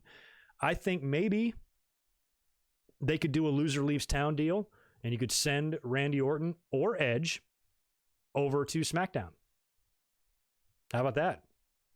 Do you think Randy Orton would get a win back? Like, what if he beats Edge and Edge goes over to SmackDown or something? That's possible. I can see WWE wanting Edge on Fox. Sure. So I don't know. But yeah, based on the type of match they had, I feel like feuds that big generally aren't one-offs, but considering the type of match it was, it kind of felt like it was. So yeah, I'm just as surprised as you guys are. We'll see what happens next week. Yeah, well, that's the thing. I mean, I can be a little bit hypocritical on my own end there too, Sam, because I truly feel like this whole entire YouTube channel was somewhat born out of the TNA fans just really wanting me to bang my head against the wall because they were so insanely jaw-droppingly stupid that I almost found myself like not rooting for TNA. Although TNA did things though that to me I found annoying. You know, AEW, I like some of their tiny shots at WWE because you have to acknowledge your competition and you have to needle them a little bit. Just don't cross over the line and become obsessive. And I felt like TNA became obsessive. There was way too much they were doing. They were signing every single piece. Like if these releases that we saw a couple of weeks ago, if they were to happen back in the glory days of TNA, you'd see every one of those damn people in a fucking battle royal on the very next available Impact. They would sign them all. They wouldn't care. If you have WWE experience, you're hired. That's the way they operated. And I thought that was stupid because it was a disservice to the great talent they already had there that didn't need to take a back seat to anybody. So AEW can sign some people. I think Gallows and Anderson should be brought in right away. The Revival, Rusev, a couple of the other key players, but you don't need to sign all those guys because when you do, you shouldn't be a graveyard for the WWE rejects. You should have your own talent as well with well-known talent mixed in too. You know, because even if you sign those 5 guys, you're going to have the anti-AEW people say, oh, look, they're just signing everybody. No, they're not. They're signing valuable people. I don't care what country or what company you run. You want to sign Gallows and Anderson. WWE's the one that fucked them up. They're perfectly capable. Same goes with Rusev. Look at the potential that guy had. Look at his charisma. Look how great he is. And that dumbass company couldn't figure out anything to do with him. So there are stars that you'd be stupid not to take. Stupid. But you don't want to take them all. So that's just where I feel like TNA, and I've been saying this for a long time about TNA and AEW and their comparisons. So far, I'm really liking what I'm seeing from AEW, and they have not, to me, behaved like TNA. Yeah, they're going to take their shots here or there, but you have to. You have to. Cody had to smash the throne. It's fine. You know, as long as they don't hype on, as long as Cody Rhodes doesn't come out there and take a cheap shot at Triple H every single week on TV to where it gets old, you know, and when they start bringing in WWE Hall of Famers and all that, basically, I don't want them to turn AEW into a miniature version of WWE because that's what TNA did.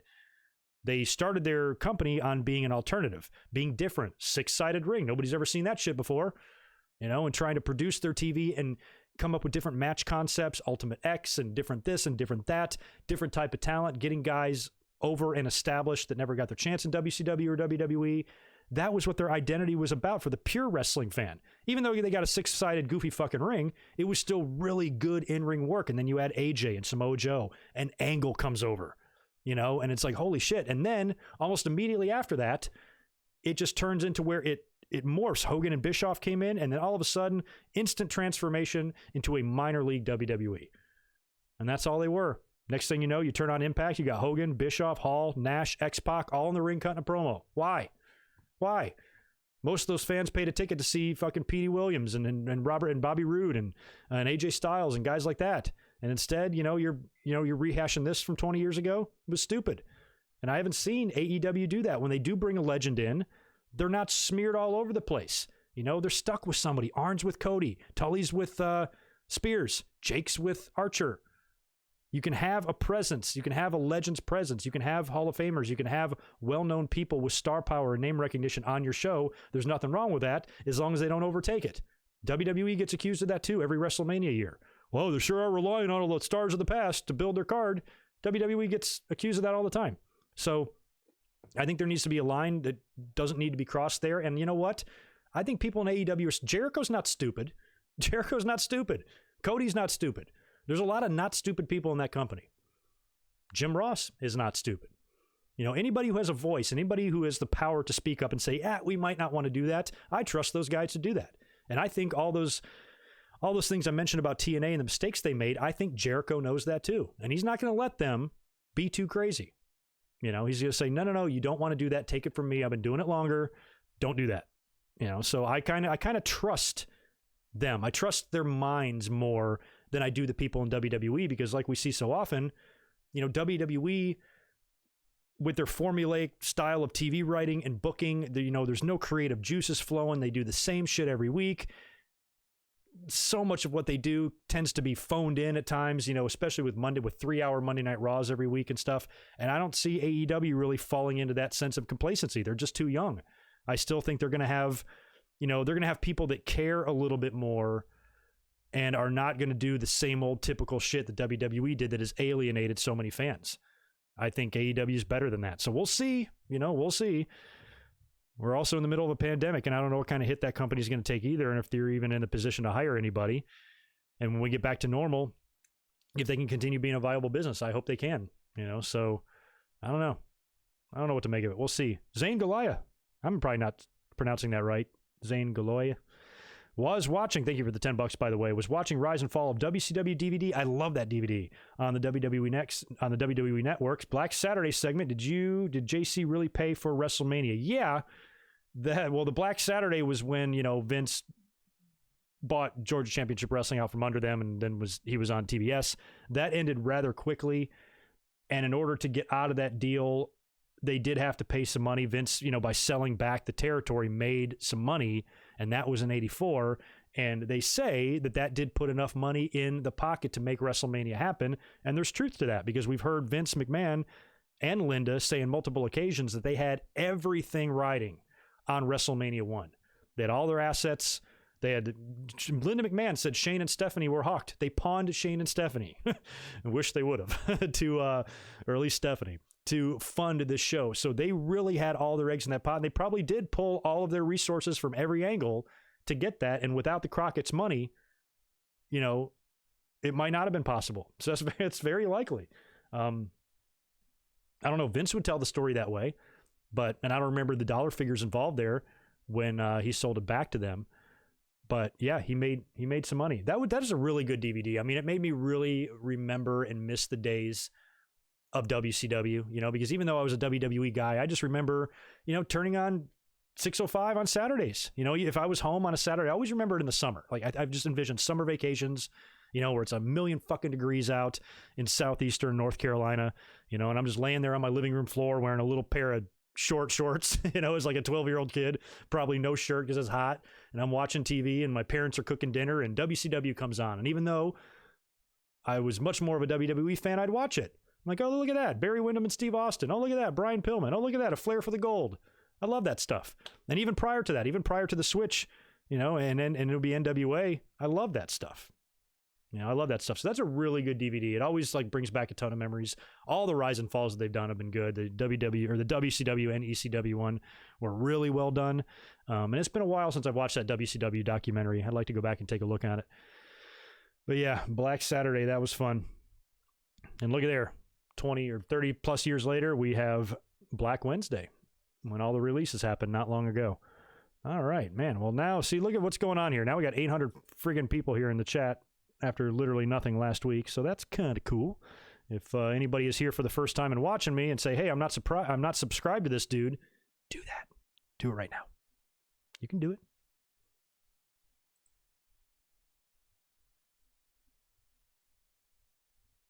it. We don't care about DVD.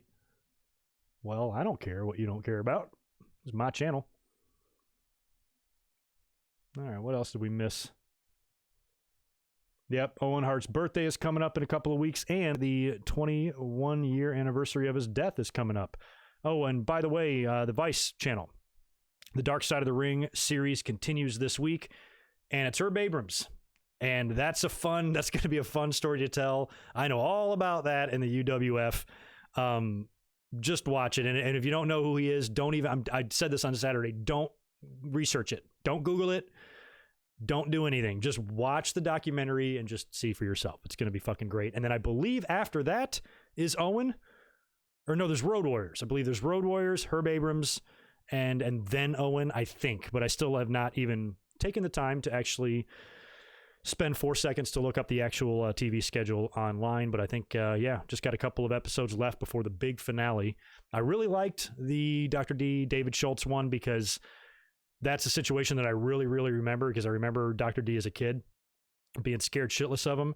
And, to watch that documentary now, and John Stossel, ever since I found out about the situation when I was young, I've always just been happy that Dr. D slapped the piss out of him. And then after watching the documentary last week, I was even more happy, because John Stossel basically goes out there and admits that he caused all this trouble because it personally bothered him.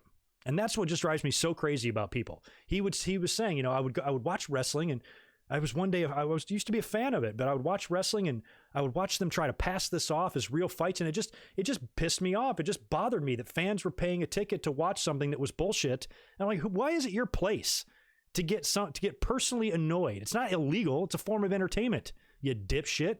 And because you were personally bothered, you led this crusade, to where 2020 is going behind the scenes of wrestling shows. They do the expose, and then they come to WWE and he's getting in wrestler's face, asking it's fake and shit, all because it personally bothers him. 20,000 people in the arena. Doesn't seem like it's personally bothering them. They're having the time of their lives. And if you ask them after the show how they enjoyed it, they would say it was money well spent and I loved it and I'd go back. But this prick is personally bothered by the fact that maybe some members of the audience, I don't know why, but even back in the 80s, I think that everybody should fucking know what the deal is. And he was so offended that there's some people in the audience that are too stupid to realize that, I guess. Ignorance is bliss. Leave him alone. And he was so mad that they believed it, that he went and decided to do this expose. I'd slap the shit out of him too. What a dick. What an absolute dick. It's one thing, it's like, John Oliver, when he did the piece on WWE last year, about how messed up they are. Was it last year or the year before? I remember when that was. But that was done well because WWE's doing some fucked up shit. This guy was making the story just because he was bothered by it. And that just that's a level of self-centeredness that is infuriating. What a dick. So anyway, I just laughed at that whole situation. Everything that went on with Dr. D and the whole entire expose and everything that ABC did back then was all done based on that. What a piece of shit. So yeah, I'm glad that Dr. D slapped him. I wish he would have punched him. And Stossel admits that he took him to court and he was much happier when he got his money. He just, he went there, he fucked with him, got bitch slapped, and then sued him and got money out of it. Like how can you like this guy? How can you like him? Ugh, made me so mad watching that the other night. Let me go back up here and scroll through a couple of super chats, and then I really am going to get out of here soon, although now we are pushing 1,000 people in the chat, so I'll hang out for a little bit.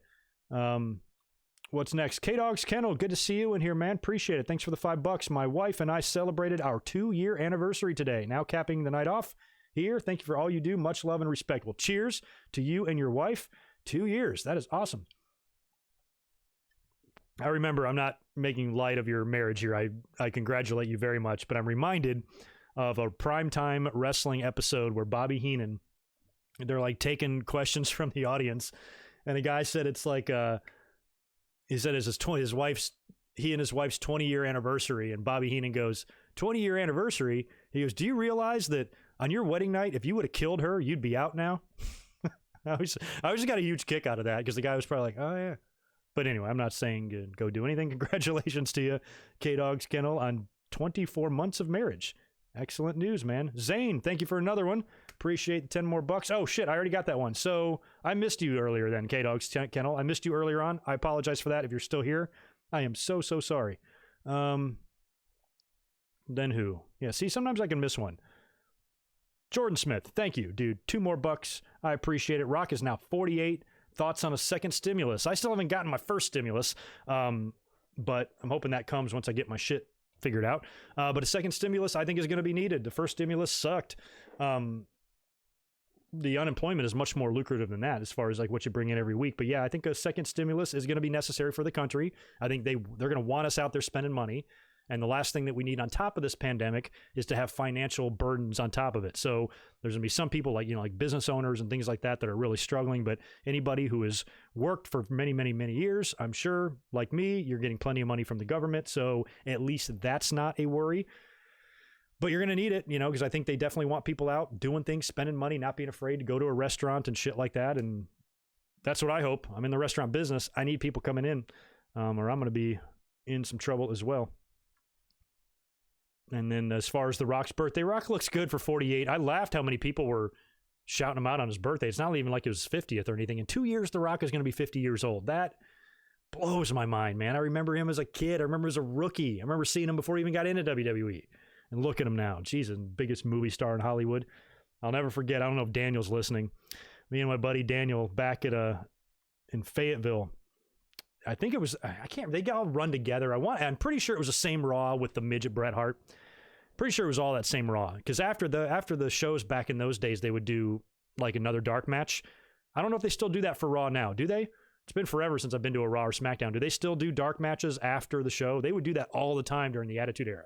You'd get a dark match or a big tag team match where, the baby faces can do their thing. Happened on every show. So I think it was like a tag match with the Nation and maybe Austin. No, Austin wasn't in the ring yet. Nation and somebody. Anyway, me and Daniel, I don't know how we did it, but we got around behind the back of the Titantron, and we were like basically right over Gorilla, where we could see everybody coming through. And I remember I yelled something out to The Rock. I was so rude. I think I said, Rocky sucks, even though I didn't mean it. I like The Rock. And he yelled back at me, and he almost looked at us like, wait, what the fuck are you guys doing back here? So we were naughty, but that was a very cool memory of The Rock. Rock's the man. Oh, yeah, Eddie Mansfield. Yeah, he was involved. I've heard of him. I remember seeing that whole expose. He has a lot of heat. He has a lot of heat. He came off okay on the documentary. He didn't seem as punchable to me as John Stossel. I wanted to reach through the screen, bring him into my living room, and stomp his face in. Eddie Mansfield, not so much. Probably not the best decision that he ever did to go through with that expose and show how to blade and shit like that. But he did what he did. He had his reasons. But to me, Stossel's much more hateable. Who's next? Lisa, good to see you. Thank you very much for the $2. Buy you a beer. Appreciate that. You've bought me a delicious Frosty Stella. You're the best. There goes Zane again with $10 telling me he sent a $10. Did I miss another one? I am sorry, dude. Oh, yeah, I was getting to that. Because I got Scott's too. Yeah, got that one. Sorry, it's really hard. When there's so many people in here, you know what I'm saying? Sometimes it's hard to see these. I also got to nail Scott as well because I missed him. Thank you very much for the $5. Who do you think is the legit toughest dude that is a wrestler?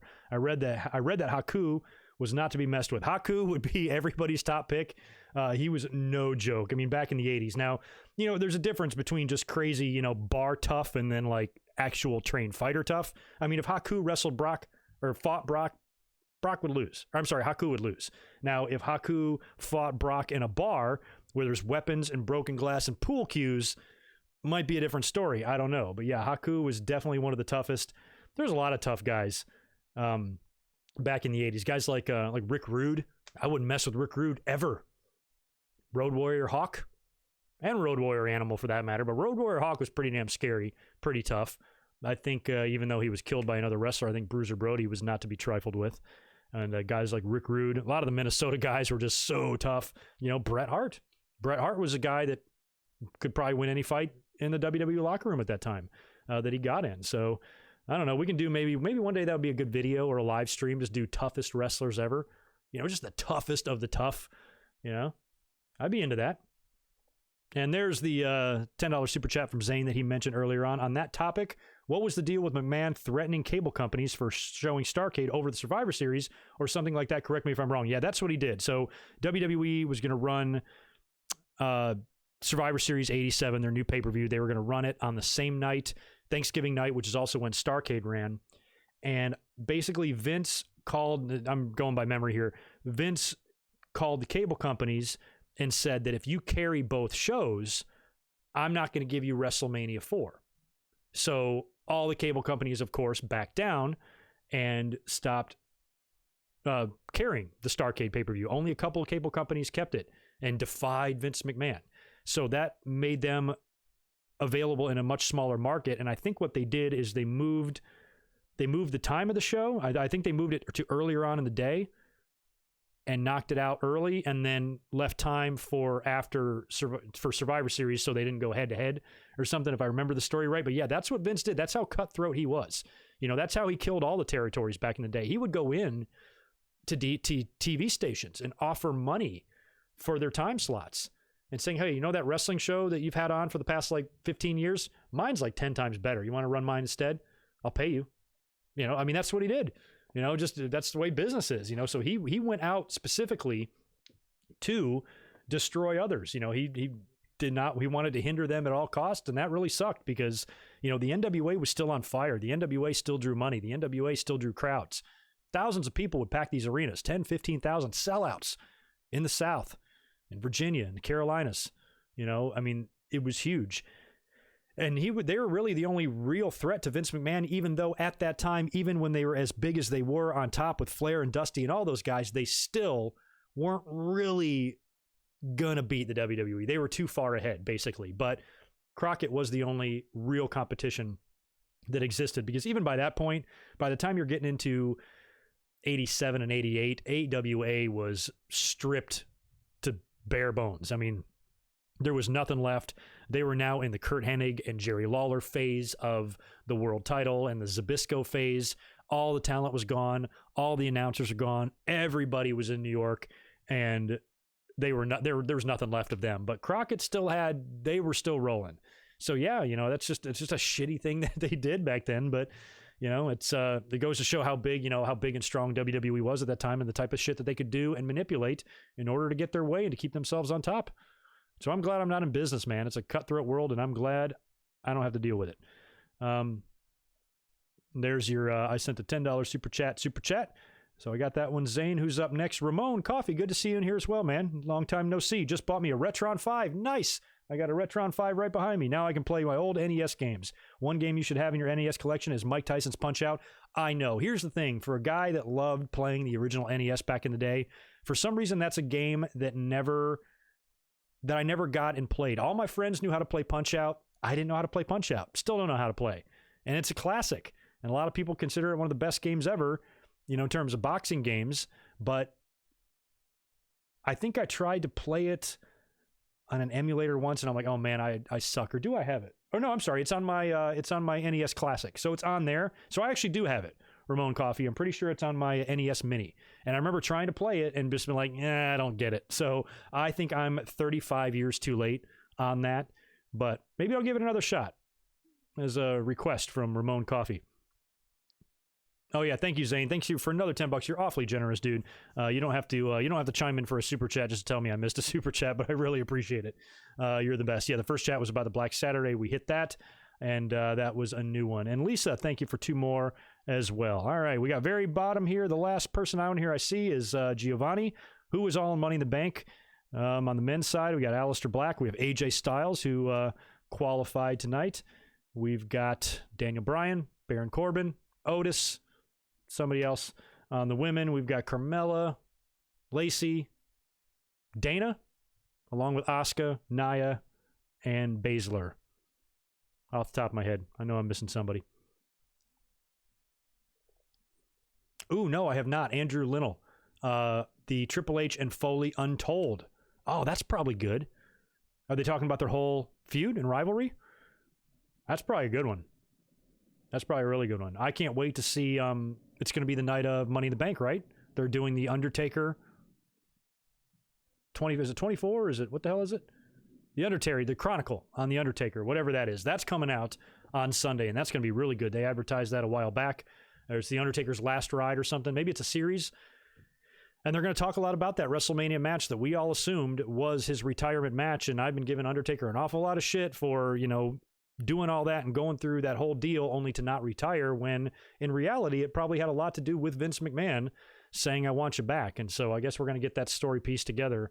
It's going to be interesting. I'm ready to see that.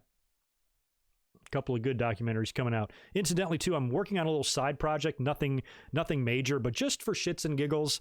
You're probably going to have a video up on Wednesday or Thursday this week, but it's not going to be anything you haven't seen. I've decided to make like a real long, just random, like I call it the Pandemic Podcast Party. It's going to be a long compilation of like 20 commentaries that I've done over the past like year and a half, random reviews, random donation videos, where I cut out the first 4 minutes of bullshit where I'm plugging everything and just focus on the reviews. And I'm lining all those up in a really long, like 10-hour, just like podcast compilation, just for shits and gigs.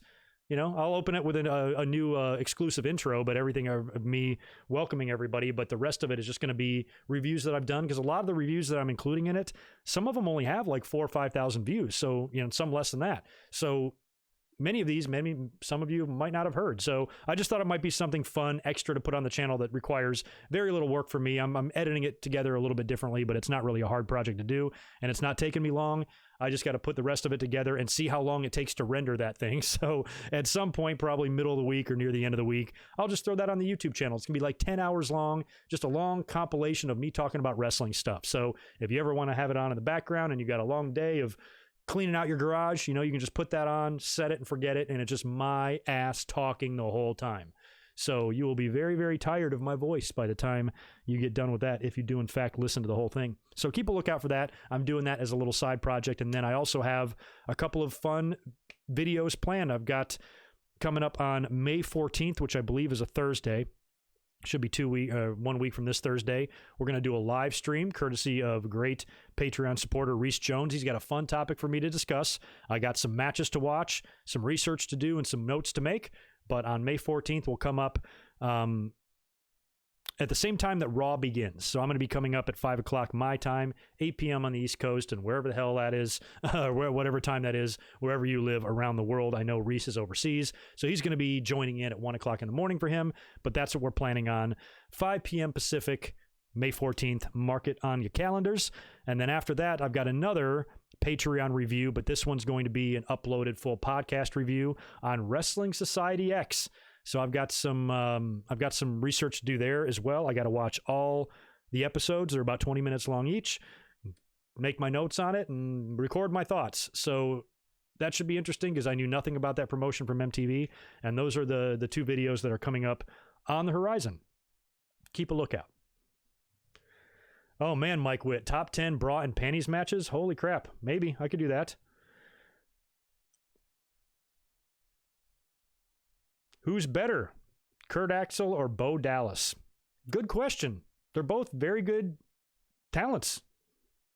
Axel never won the NXT title, did he? But Bo did.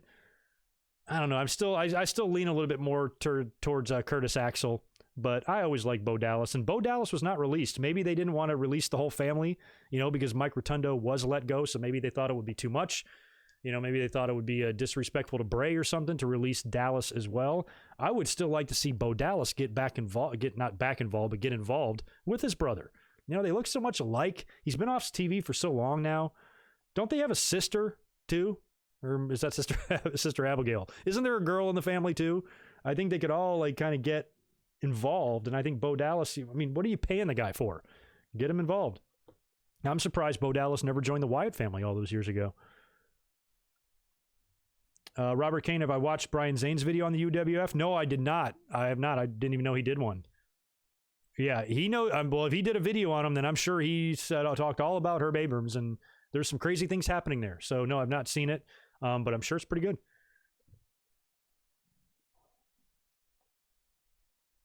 Oh yeah, Jay, I remember that. I remember I did a TNA review like 5 or 6 years ago, and I think at the time it was my first time seeing Joseph Parks. I didn't know what that was about, or Joseph Park.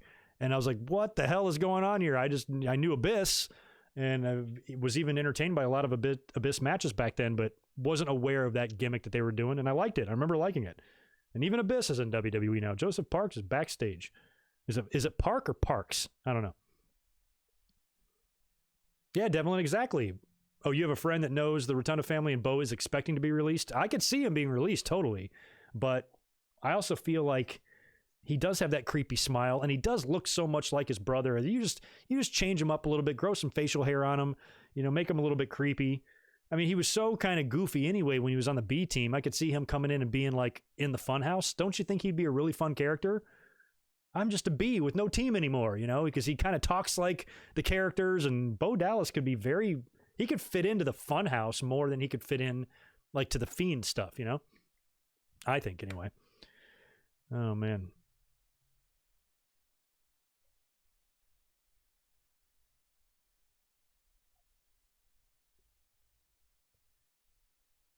I'm a Bo fan too.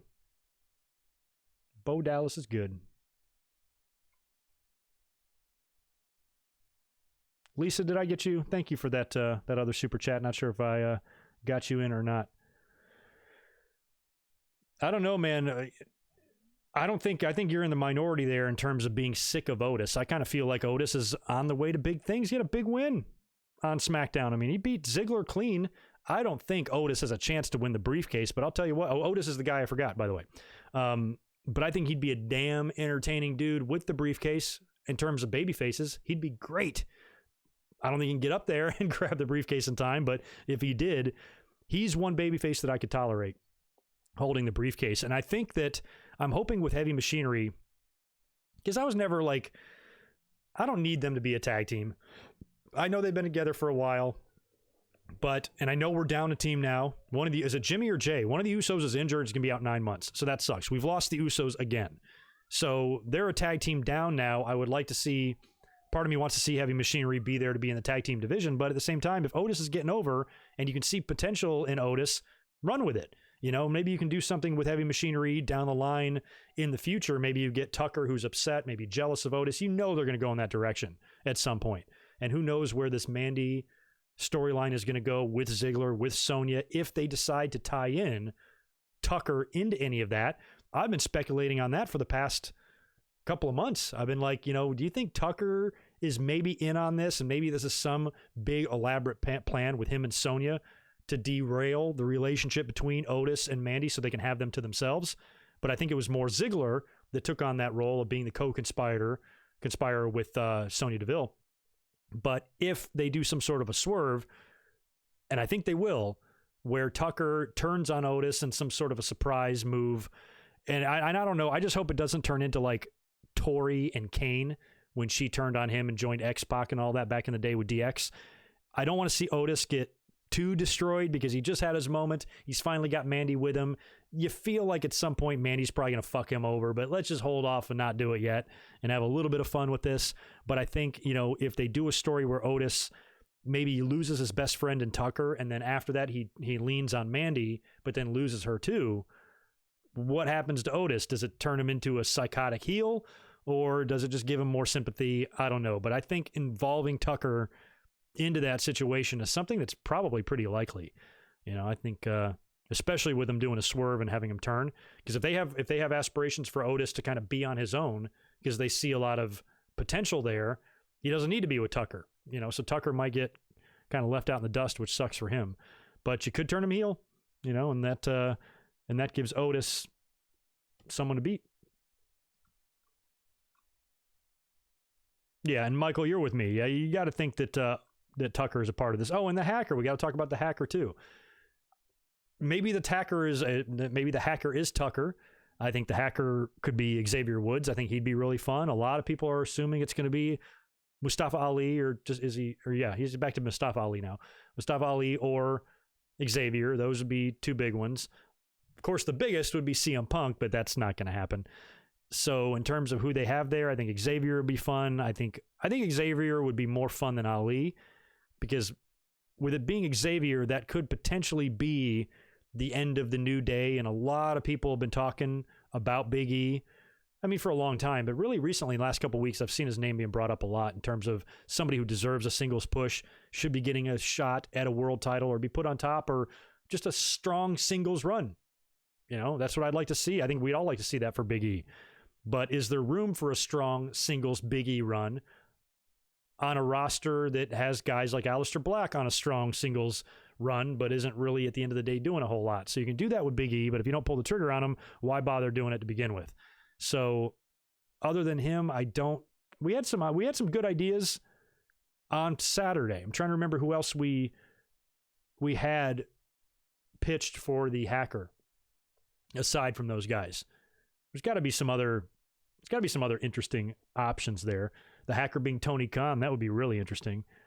Oh yeah, Shorty G, that was the other one. I would like to see, because one thing that we were potentially incorrectly assuming about the hacker is it's one person. Might be people. Because I think even in some of the promos, the voice has been saying we, so maybe Gable and Ali, because they both have access to grind. Gable has been put in that ridiculous gimmick. Ali had his moment kind of taken away from him when he got injured, and then he never got it back. The whole WrestleMania thing from last year. So they would make sense. And Xavier Woods is already kind of like a gamer and he already does. I think Xavier Woods could fit perfectly in there too. So maybe the hacker is a big faction. Maybe it's more than one person. I don't know. But I like those ideas. Ronda Rousey? Yeah, and who's to say it has to be a man? Could be a woman. I'd be down with that as well. Yeah, I know. I don't know what's going on with the views here. Go fucking figure, right? We have more people watching right now than we had almost in our entire audience last week. So I don't know what's going on there. Jim Cornette? I don't think it's Jim.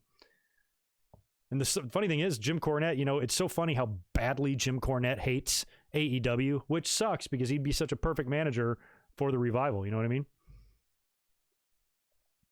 I almost think like the Revival could come in and align themselves with maybe Sean Spears and Tully, and then maybe like Arn could split from Cody and join all of them. Maybe add another piece. It'd be 4 of them. And you could have 2 horsemen managing. You could have 2 JJs, and you can have 4 modern day horsemen. You still need a centerpiece. I don't think Spears can be the centerpiece. Spears can be the Wyndham or something. But the main guy in front, Cody would be good. Cody would be interesting, heading up the faction that gave his dad so many problems back in the day. They ever did a Cody heel turn. I kind of feel like Cody enjoys being a babyface at the moment. The hacker is Vladimir Kozlov. Johnny Gargano. I would like to see Johnny Gargano. I could see that as him being the hacker, but I don't think he's the hacker because he's got too much going on right now with his new persona with Candice, which I love the presentation there. Loved what they did on Wednesday. Gargano, just sitting there on the mat and like looking at her like that. Great shit. I like those two together right now and what they're doing. No room for a hacker. Oh, yeah, and that's right. We mentioned him, or her, I'm sorry, Stephen Harris. Thank you for that. We mentioned Ember Moon about being the hacker, not going to AEW. But Ember Moon, I think, would be a good option to be the hacker. It could be a woman. Why not? If not, Ember Moon could go to AEW, but I think they're keeping her around. I remember when I did the big video on all the releases, I had mistakenly included Ember Moon's name in there because I had read that she was released, and instead of double checking it, I just threw her in there because the releases were happening so fast. I thought I had everything right, but she's sticking around. I would not release Ember Moon if I was WWE, but if they did, she'd be great in AEW. AEW needs all the women they can get. AEW is the one exception to the fact, or the women's division is the exception, I think, to the rule of, this company shouldn't sign WWE star after WWE star. All these wrestlers that were released, you can't bring them all in. That's what TNA would have done. However, with the women, I think they should try to grab any woman they can that's let go by WWE. Think about somebody like a Dana Brooke who really does nothing. If she went to AEW, she'd be getting title shots all the time in AEW, where in WWE, she spends most of her time in catering. So I think WWE, for that reason, will probably hang on to their women. Even if they can't use them, they know that any female that they let go could do big in AEW because their women's division is rather weak still at the moment and has improved a little, but needs work. So WWE probably knows that too. That's why you're seeing a lot more men being released than women right now. And the hacker could be somebody new. Very true. Very true. Paige. I like Paige. I'm into that. Sammy, maybe. But I think part of the reason he's not on TV is just because he didn't want to work. And I don't think, he would have had to have been planned for that. Because whoever the hacker is, well, that's not true either. Because I've always said this about WWE. Sometimes when there's a whodunit or there's a mystery, WWE never follows through with it. They decide, or they never decide beforehand who it's going to be. Like who ran over Austin with the car and shit. There's no way they knew that at Survivor Series 1999 when it happened. There's no way that they were saying, it's going to be Rikishi. They made that shit up on the fly. So let's hope prior to developing the hacker gimmick that WWE knew who's going to be the hacker. Because if you start it and then you don't know and you just work it out later, it's never good. So in order for it to be Sammy, they would have had to plan Sammy the whole time, and it doesn't make sense considering what Sammy's doing on TV right now, being a part of his little faction. And I know right now he's home, but that's because of the pandemic. So, hey, I don't know if Mr. Kennedy will ever come back to the WWE, but he'd be a good one to be the hacker. The hacker could be Spider from Rowan's Cage. Yeah, and I don't know why Tennille Dashwood is not in AEW. I kind of expected her there right off the bat. I don't know what's holding her back.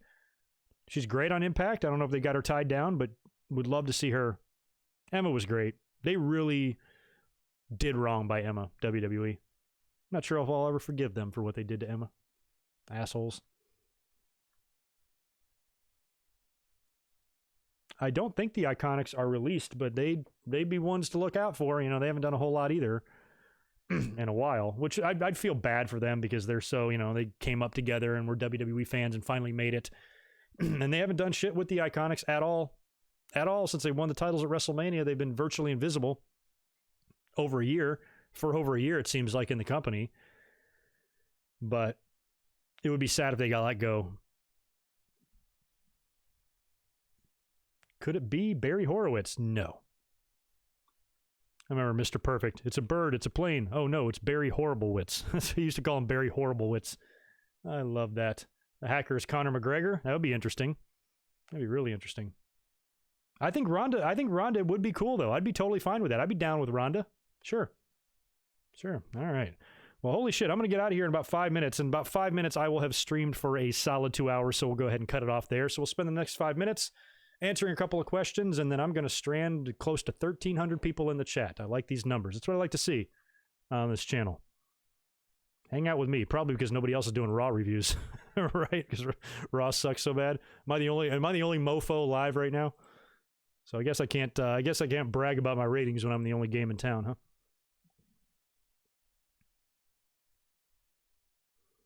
Yeah, CM Punk, I don't think is coming back at all. And even if he was, he would not be coming back with no audience. You gotta have, if you waste that, you know, as a wrestling fan, it's the only thing that we really have to cling to, because the pop that will happen in an arena when and if CM Punk ever decides to enter a professional wrestling ring again, whether it's WWE, AEW, whatever, that's a moment that's going to be up there, you know.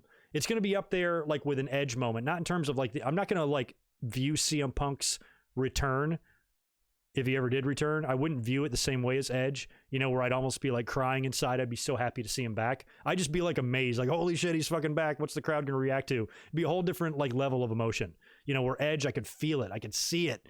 You know, I felt for him. I hated the way he had to retire. I've always been an Edge fan, and see him come back and the emotion on his face and how much it meant to him. And like, holy shit, you know, CM Punk, it wouldn't have that same effect. It would have an equal effect, just completely different.